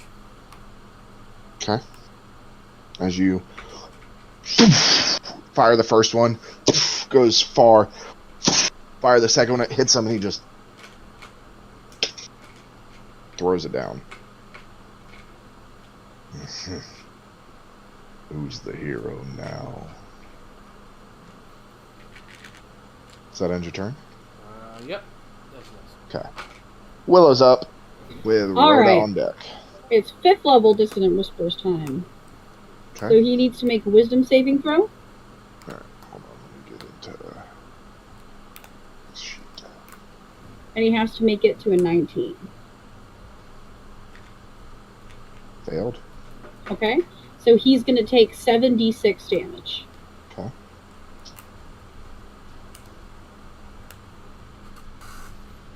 And is this psychic damage? Yeah, it's what I did last time. Hang on. It's, yeah, it's psychic damage. Okay. Sorry, I got...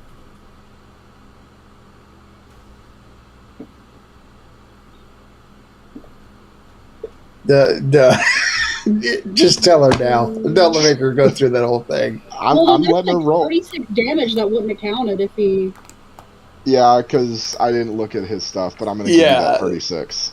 I'm still going to give you that 36, but I forgot his defenses. Yeah, the hint was when I hit him with the psychic dagger, he took 0 points. Oh. And that's what I looked at him and went, because I made the mistake. He can't take psychic. Because I made the mistake, I will give you the 36 that you hit before. Okay. So you just aren't going to do anything with this. I mean, you can still roll the damage if you want to see what you get, but no, it's not going to do anything. In that case, I'm going to do...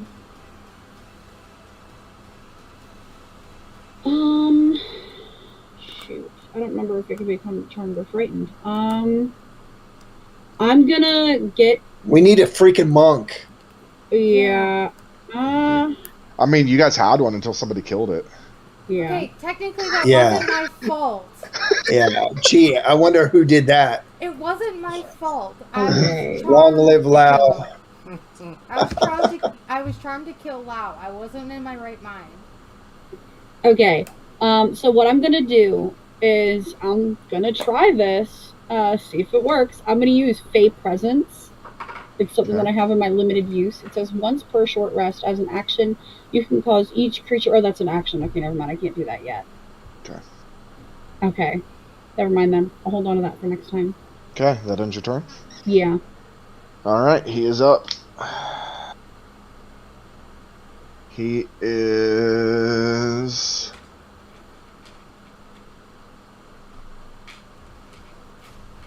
going to move to Van, who has dealt the most damage to him. And he's going to take... What's up, buddy? all 6 swings at him. Because he gets 3 actions, 2 attacks per action. Ouch. So. You know what? I did reckless. And reckless? Long live Van. That was almost a nat. That was almost a nat 20. That is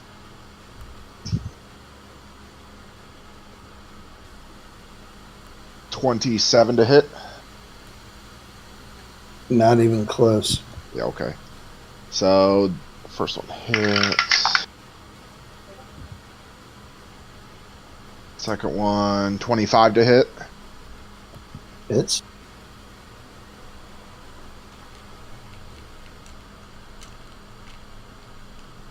$27 to hit. Hits.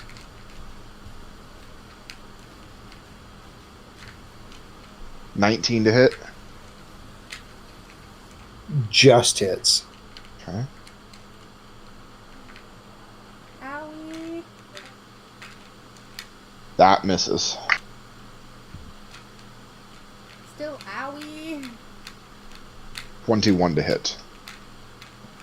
Hits. Okay, so that's 5 that hit.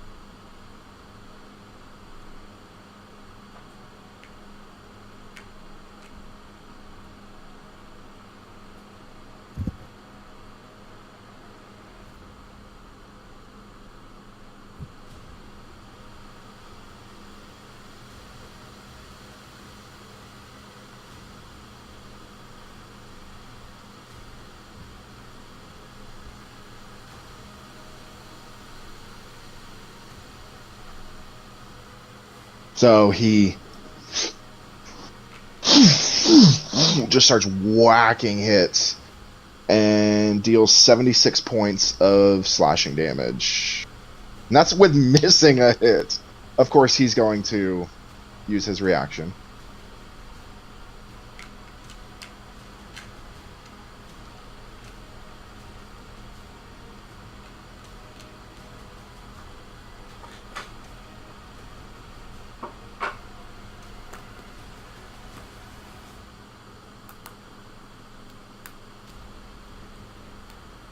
Alright, and he's going to stay there.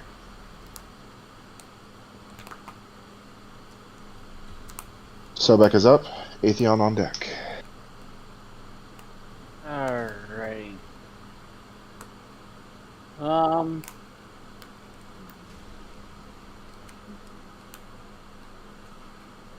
cast Guiding Bolt at 2nd level. Okay.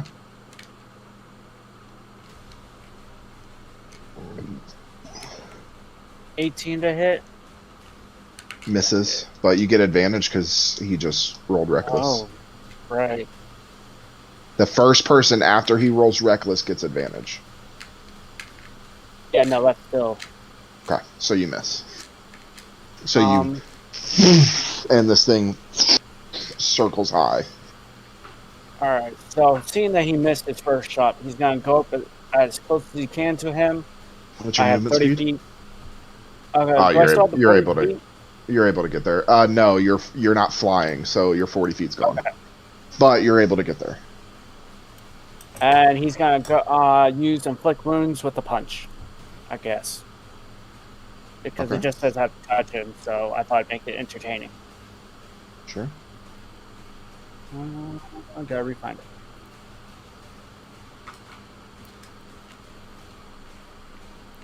Do I still get advantage? Okay. No, it's only the first attack. That's still an 18. Yeah, that one misses.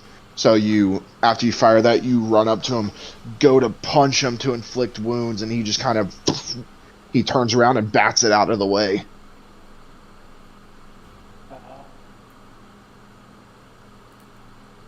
You, just so you know, you still have, let's see, you moved 15 feet. You only move 15 feet, so you still have 15 more if you'd like to. Yeah, but you'd get an attack of opportunity.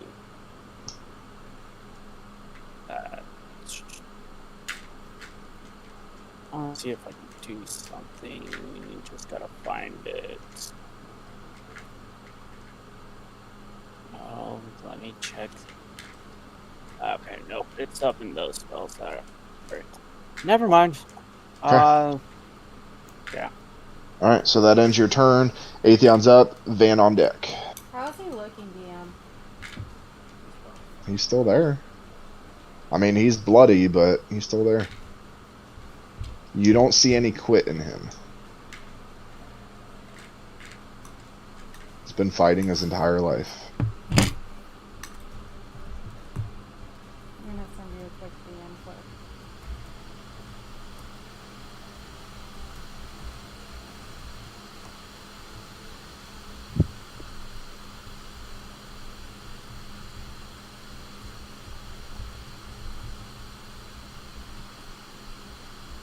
But while I'm waiting for the answer,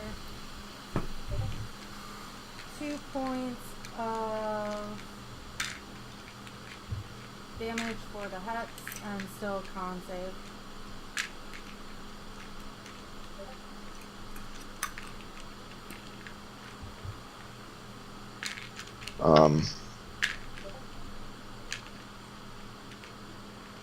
You don't know. I can't give you that information. You just have to take a wild guess on it.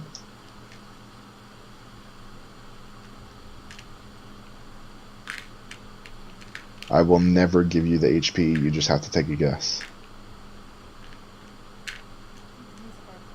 You have to risk burning the spell slot.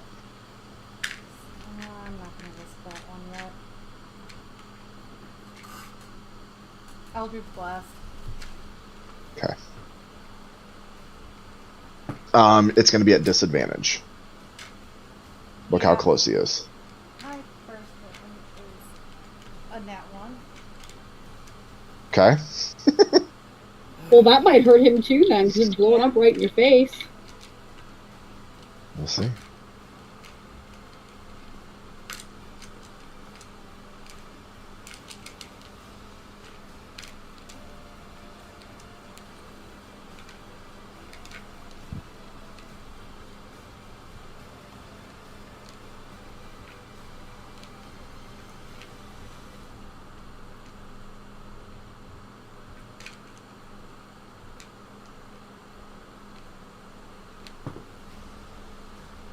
The second one is going to be a 15. Miss.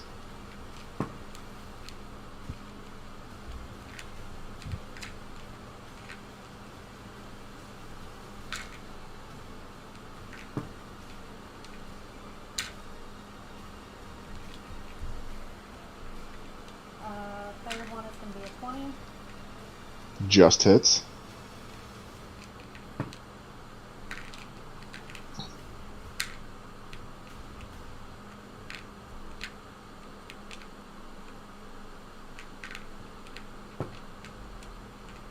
And the third one's going to be a 15. Miss.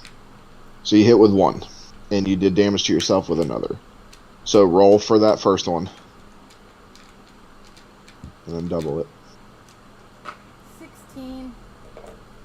That's doubled. Yep. Okay, so you take 16 points of damage. He'll take 8.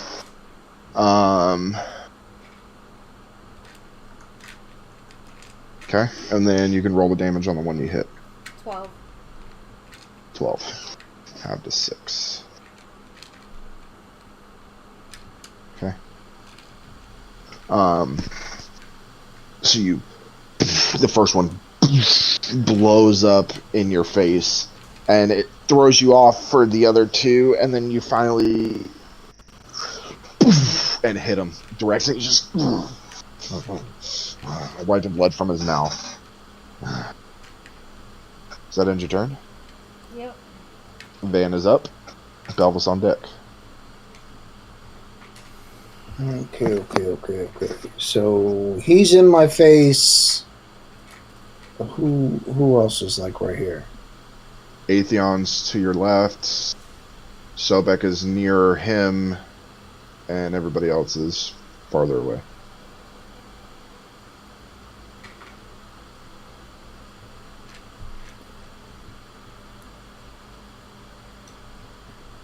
Well, shyster. All right, I will attack with the keen dagger, Okay. since we're up close and personal.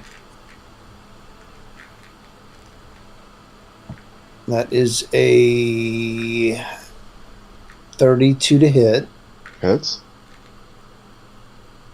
You do get advantage, by the way.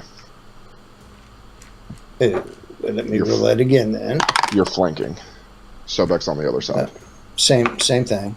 Okay. Sobek's on the other side, so you two get advantage. Okay. That is 9 points of damage. Okay.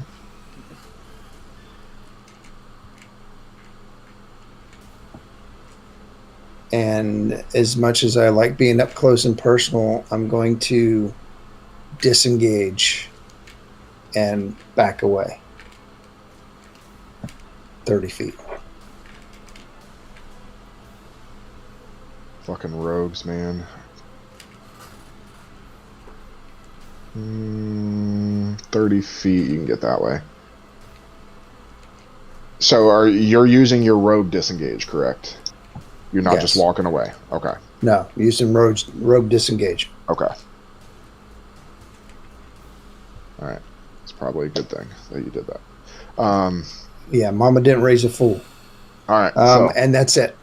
All right. That ends your turn. Belvis, you're up with Willow on deck. Just once again, he's just gonna pull two of the flaming arrows. Okay. And he's gonna, first one, Nox takes aim. Let's loose. Nat 20. Okay. That's the first one. Second one is a dirty 23 to hit. Hits. Okay, so we'll roll damage for the first one, which... Let's see. Hold on, excuse me.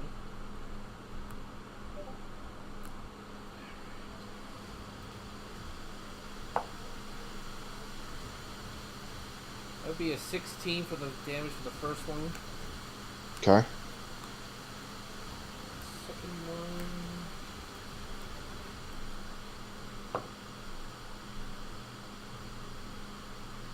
be an 11, so total damage is 27? Yeah, 27. Okay. Belvis is again 2 arrows.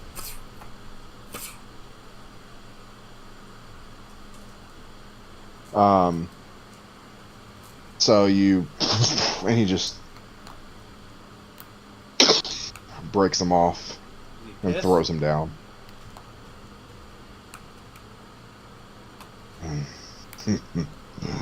Nice try. Is that end your turn? Yeah. Okay.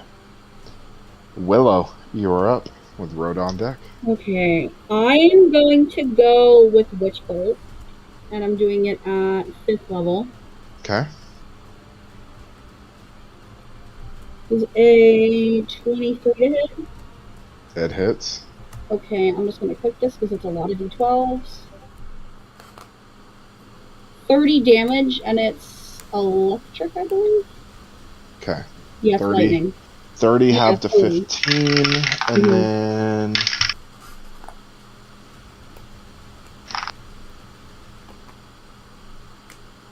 So it does 1 damage, because he used his reaction to cut it. Okay, but am I still Witch Bolt? Yes, it's still Okay. concentrated on him, Okay. yes. But it only does 1 damage. So you... And he just kind of... And it's still tethered there, but he's just kind of like puffs his chest out. You're next.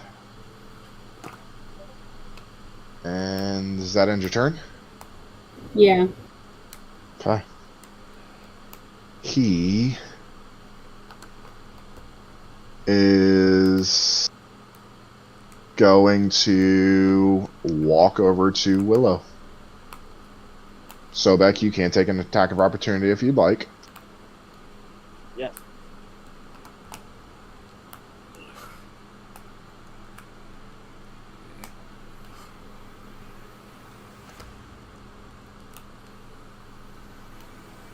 Did he freeze? No. No? Did you hit? Oh, did you not hear me? I No. got that one. Oh, okay. So you cut your head off. Just kidding. No, All but right. it is going in the dice room. So he walks over. You go to swing and you just miss, and he just looks at you as he walks over to Willow. And he's going to Dice take... Jail by Grapevine Lightworks. Yes. He's going to take all of his attacks on Willow. No! She's been dealing some damage to him too. Reckless. In the arms of an angel. Natural 20. Nat 20. I saw that coming. Right First. away from here. Okay, so that's the first attack.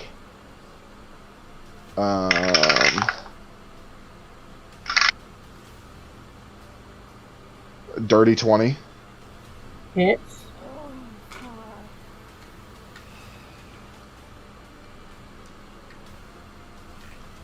24. Hits.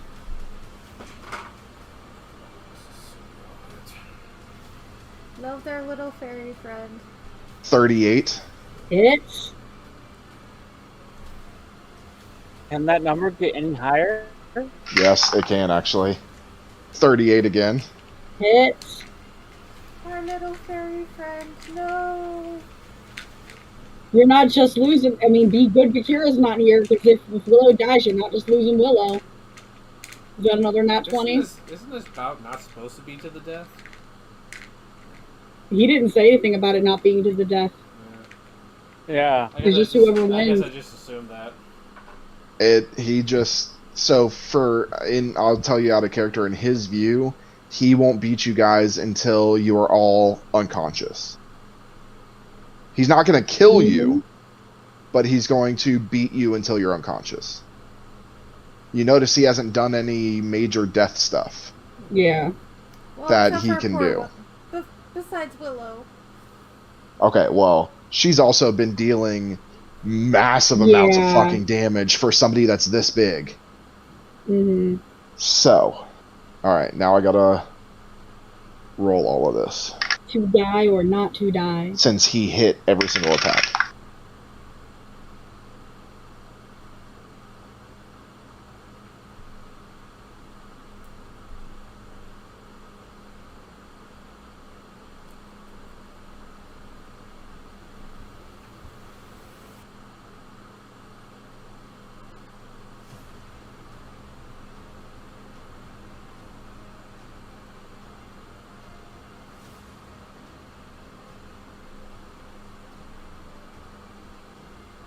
So how about our sponsors, guys?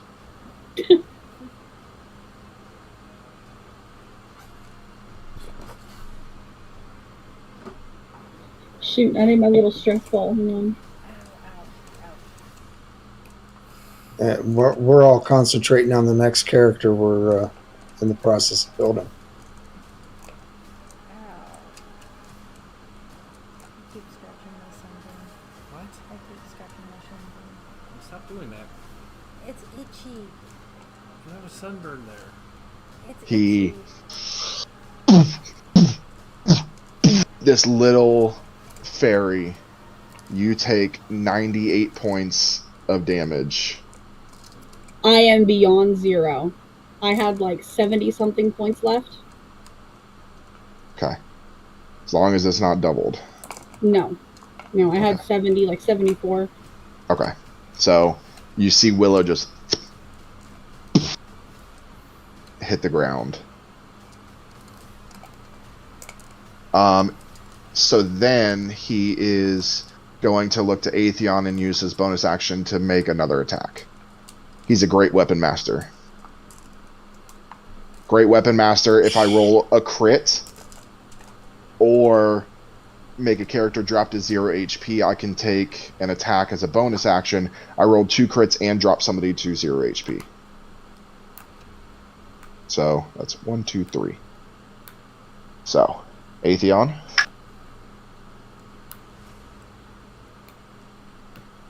Nat 20. The first hit. You need to go for the lottery. You and those dice, dude. I'm sorry, everybody. I bought them for him. He bought these dice for me for Christmas, I think it was. I'm sorry. Yeah, it was. But so I'm just saying he can only take one, like he gets 2 attacks, but, and that one is 15. That one misses. So, we'll roll damage. 15 just hits. 15 hits? Okay. Even because So, with is that with the plus 2 AC? yeah, that's 15. Okay. And while you're rolling that, you also need to roll a dex save. Okay. Hold on. And would that be 6 of them because you hit me 6 times? No. And I didn't hit you 6 times, I only hit you twice. Is that twice then? Yes.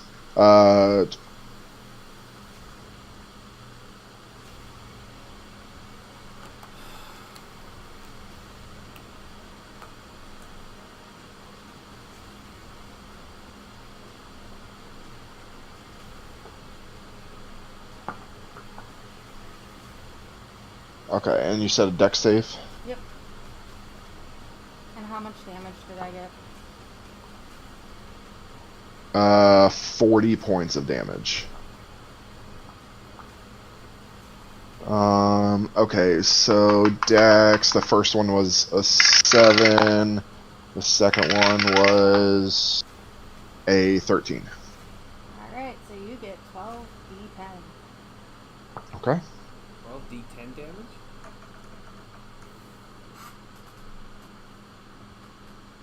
$34 for the first one.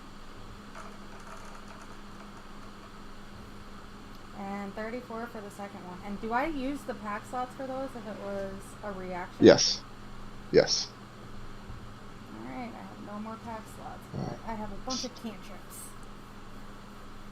So 234 damages? Yeah.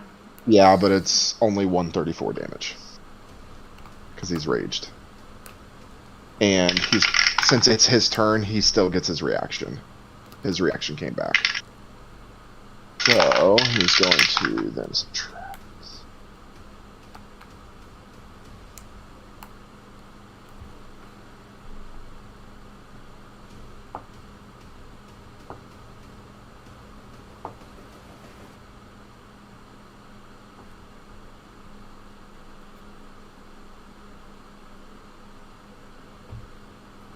Oh, shit. Okay. He's...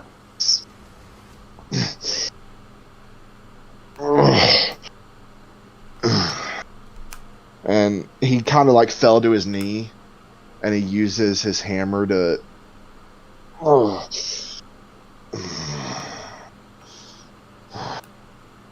You're good. And puts his hammer of his shoulder in an attack stance. And you can see he's hurting. Is it my turn or? No, it is Sobek's turn. You're on deck. Slovak's gonna move up to him. Okay. You're within 5 feet. You're... Bonus action, Searing Smite at 5th level. Okay. And then he strikes it.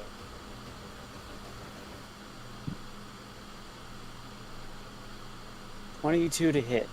Hits.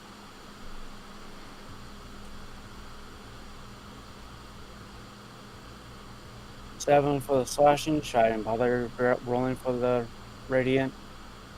You... Doesn't matter because he's immune to radiant damage.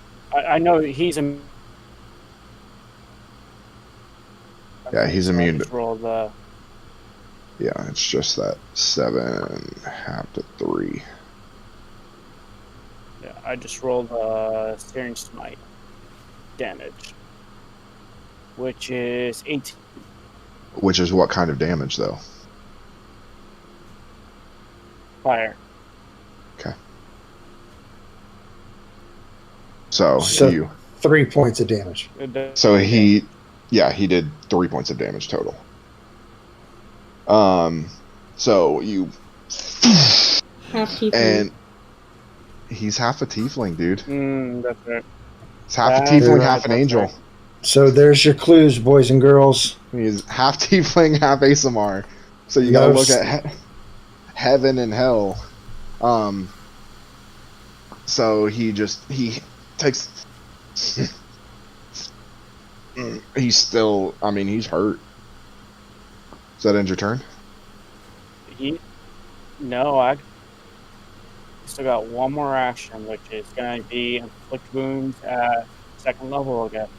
Okay. 22? Hits. No, 30-20.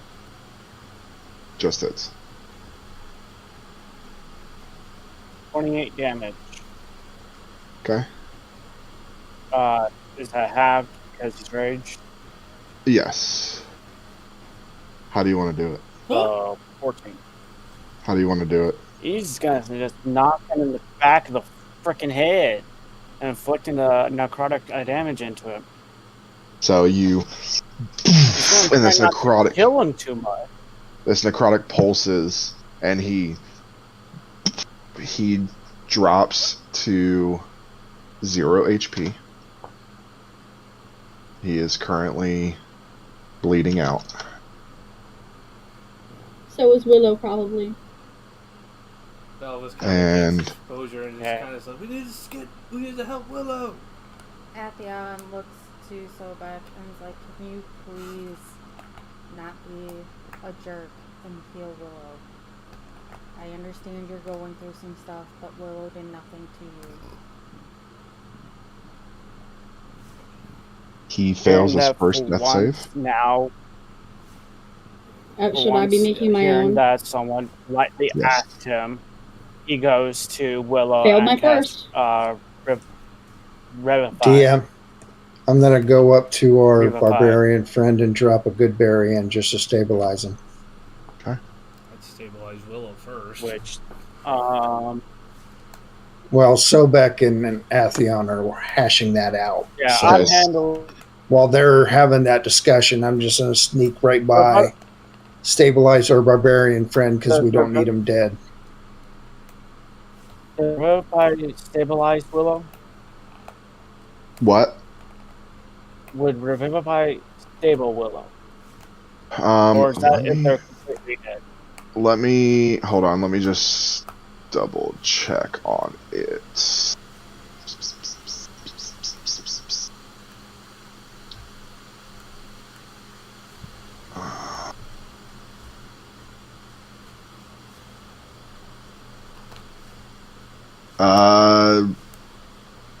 They are not dead. Okay. Willow's not dead. Revivify only works on somebody that just recently died. The pool, lay on hands of pool, be able to stabilize it by putting an HP into her. You will have to roll for it. There's a DC. Okay. What's the DC? Roll your D20.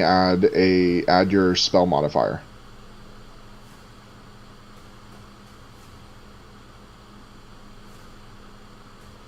Willow, how 15. many times has this you been down? As Willow. As Willow? I think this is your second time. Yeah, just twice. Yeah, I think this is my second. Twice, DM. What was your roll? 15.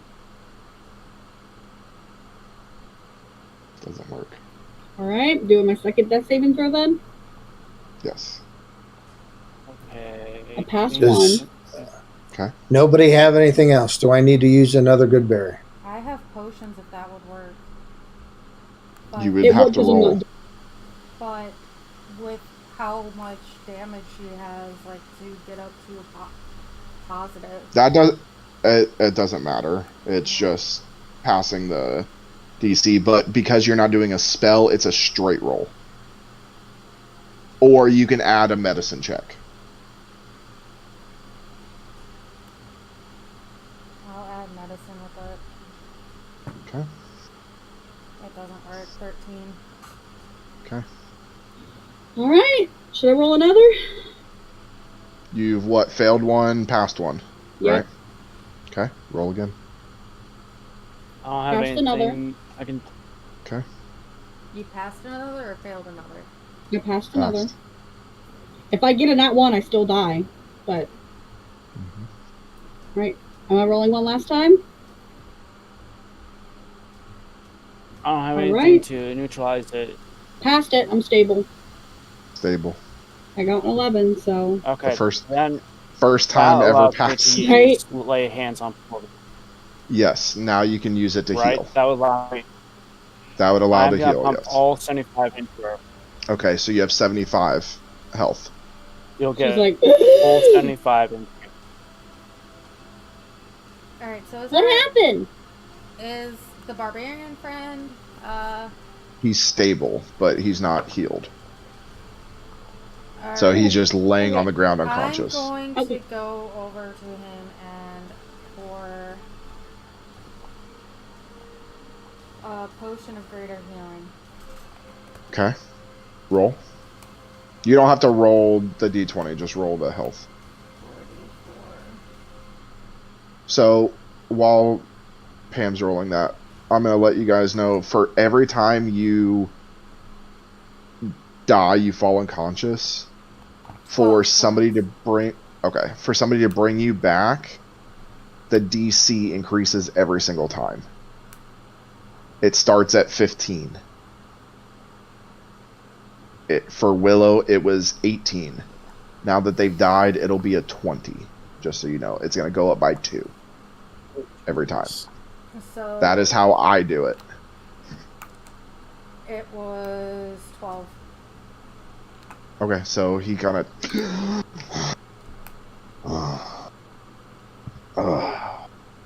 and he stands himself up. Are you willing to help me now? You're all good.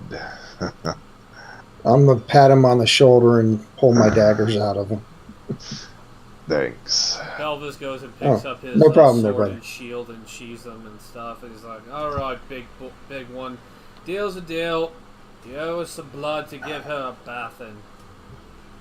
You see he picks up he has a bag on his back, and he picks up the hammer, and the bag disappears, or the hammer disappears inside the bag. He then reaches back into the back of it and pulls out a large greatsword. Very well. A deal was a deal. Come here. Athian walks up to him.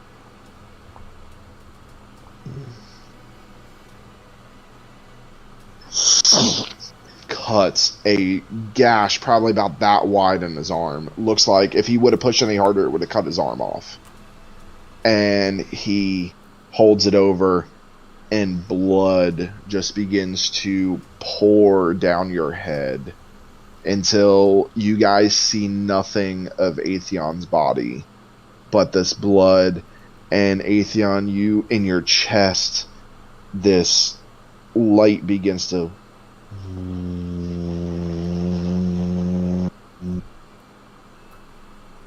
as it shoots out of the cave, and you see it curve up into the air, and you hear a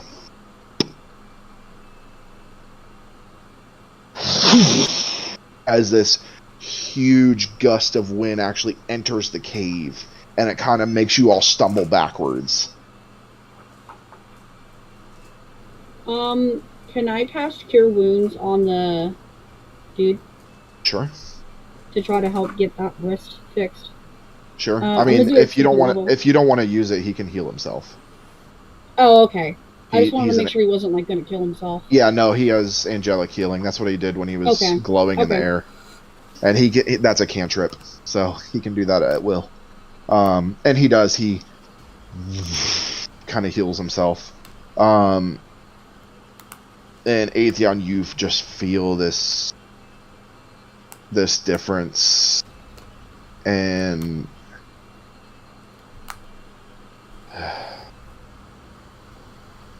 it is done. Thank you. Okay. If you Do you And want- he touches you, and the blood just washes away. thank you for that, because I've learned blood is very hard to get out of the DM. skin. They also tell the Nephilim, if you still want safe passage out of here, go to the hag at, what is it, Haggle? Deals and haggles. Deals and haggles. She will help you with safe passage out of this realm. What is it y'all said about joining your group? Yeah, you can do that too if you want. I'm not ready to tag along with y'all. I still need some time, but he just started to sound like Syl right there. But maybe it's a place to rest my head. Yeah. I'm going to walk up to him, take the raven pin off, and kind of place it in his hand and Tell them, show that to the right ones, and they'll make sure you're taken care of. Where do I go to get there? Well, our enemy already knows where we are, so. Well, we can send them to. The artificer. Oh, use the ring. Or the coin.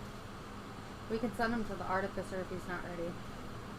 Yeah, we can, Yeah. we can use the coin. Yeah, when you're ready, go see the artificer next to the hag's place, and they'll know how to get you there. Very well. Listen, I know about the trials. And he looks to Atheon.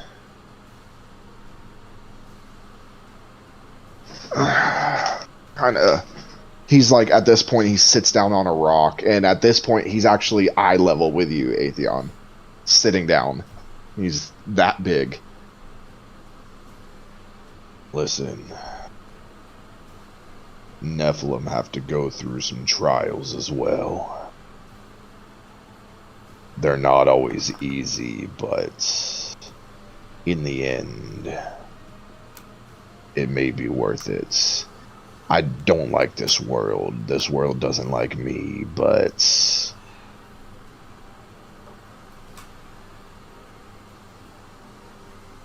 is the world really better off with Zophos running around?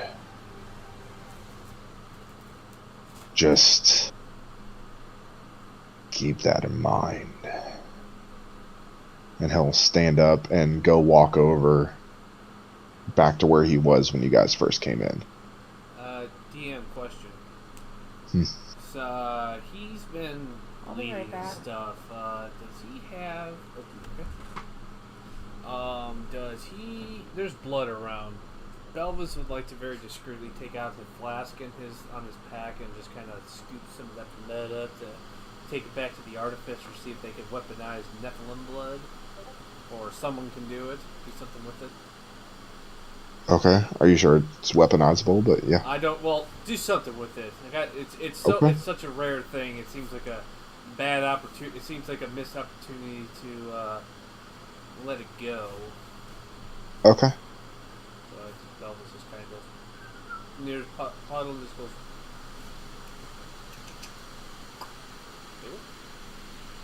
Okay. Is that bottle you were drinking water out of? No, it's a different one. I was looking at my inventory. I had another flask. Okay. What are you guys doing? Bye! And she leaves the cave. Belvis kind of tells everybody, he's like, alright, let's get back to the tavern, rest up, and then, oh wait, I need Pam here. I have an idea for one of her, since kissing the fairy finger didn't work, I have another idea. I need Pam to be here. Is it PG? No. It's PG, it's funny. You're gonna get smacked, aren't you? IRL or in character? Yeah. Yeah, there's a good possibility for both. Yes. Not kissing fish boy. Elvis is gonna roll for it. You need a nat 20. How do you know she hasn't done that? We don't. Appy I mean, if not she's lived a kissing lot of fish boy. lifetimes. Somehow I get the feeling that I don't think she's ever kissed a low calf. Probably she's probably eaten sushi before, so Yeah, Athion's- low calf are not sushi. They are Appian the- is not kissing Belvis, no matter Belvis- how Okay, high his so- roll is. Oh, what okay, I won't make you Atheon, you get the sense that your number one has been, at least your number one has been completed.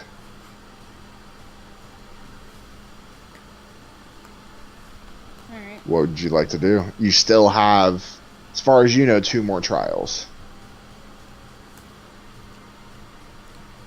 Well, Are we at the my end right now? recommendation is we're banged up, we're beat up. We need to at least go rest and I- regroup. I would say let's go back to the inn, grab Akira, and head back to the nest to kind of regroup and figure out where to go from there.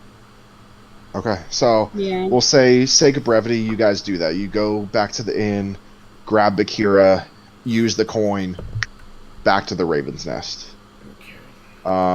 While everybody goes to sleep, you guys can take a long rest.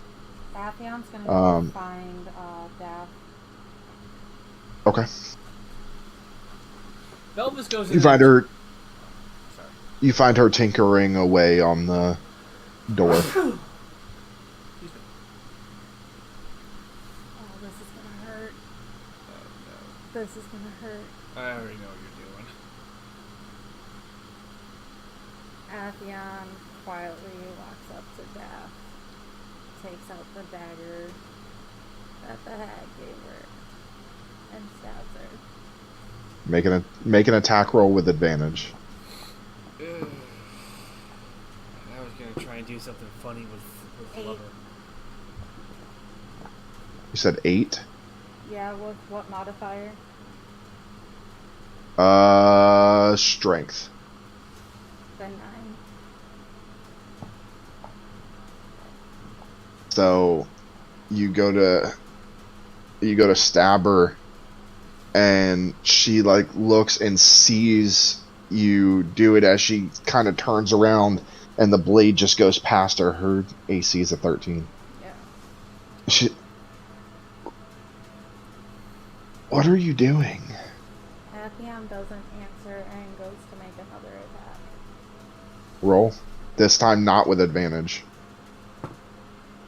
Because you're not sneaking up on her. Did you get a nat 20? 14. Nat 14? Okay.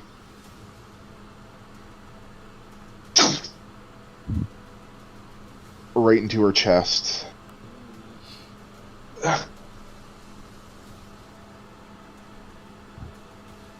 She looks up at you, tears in her eyes.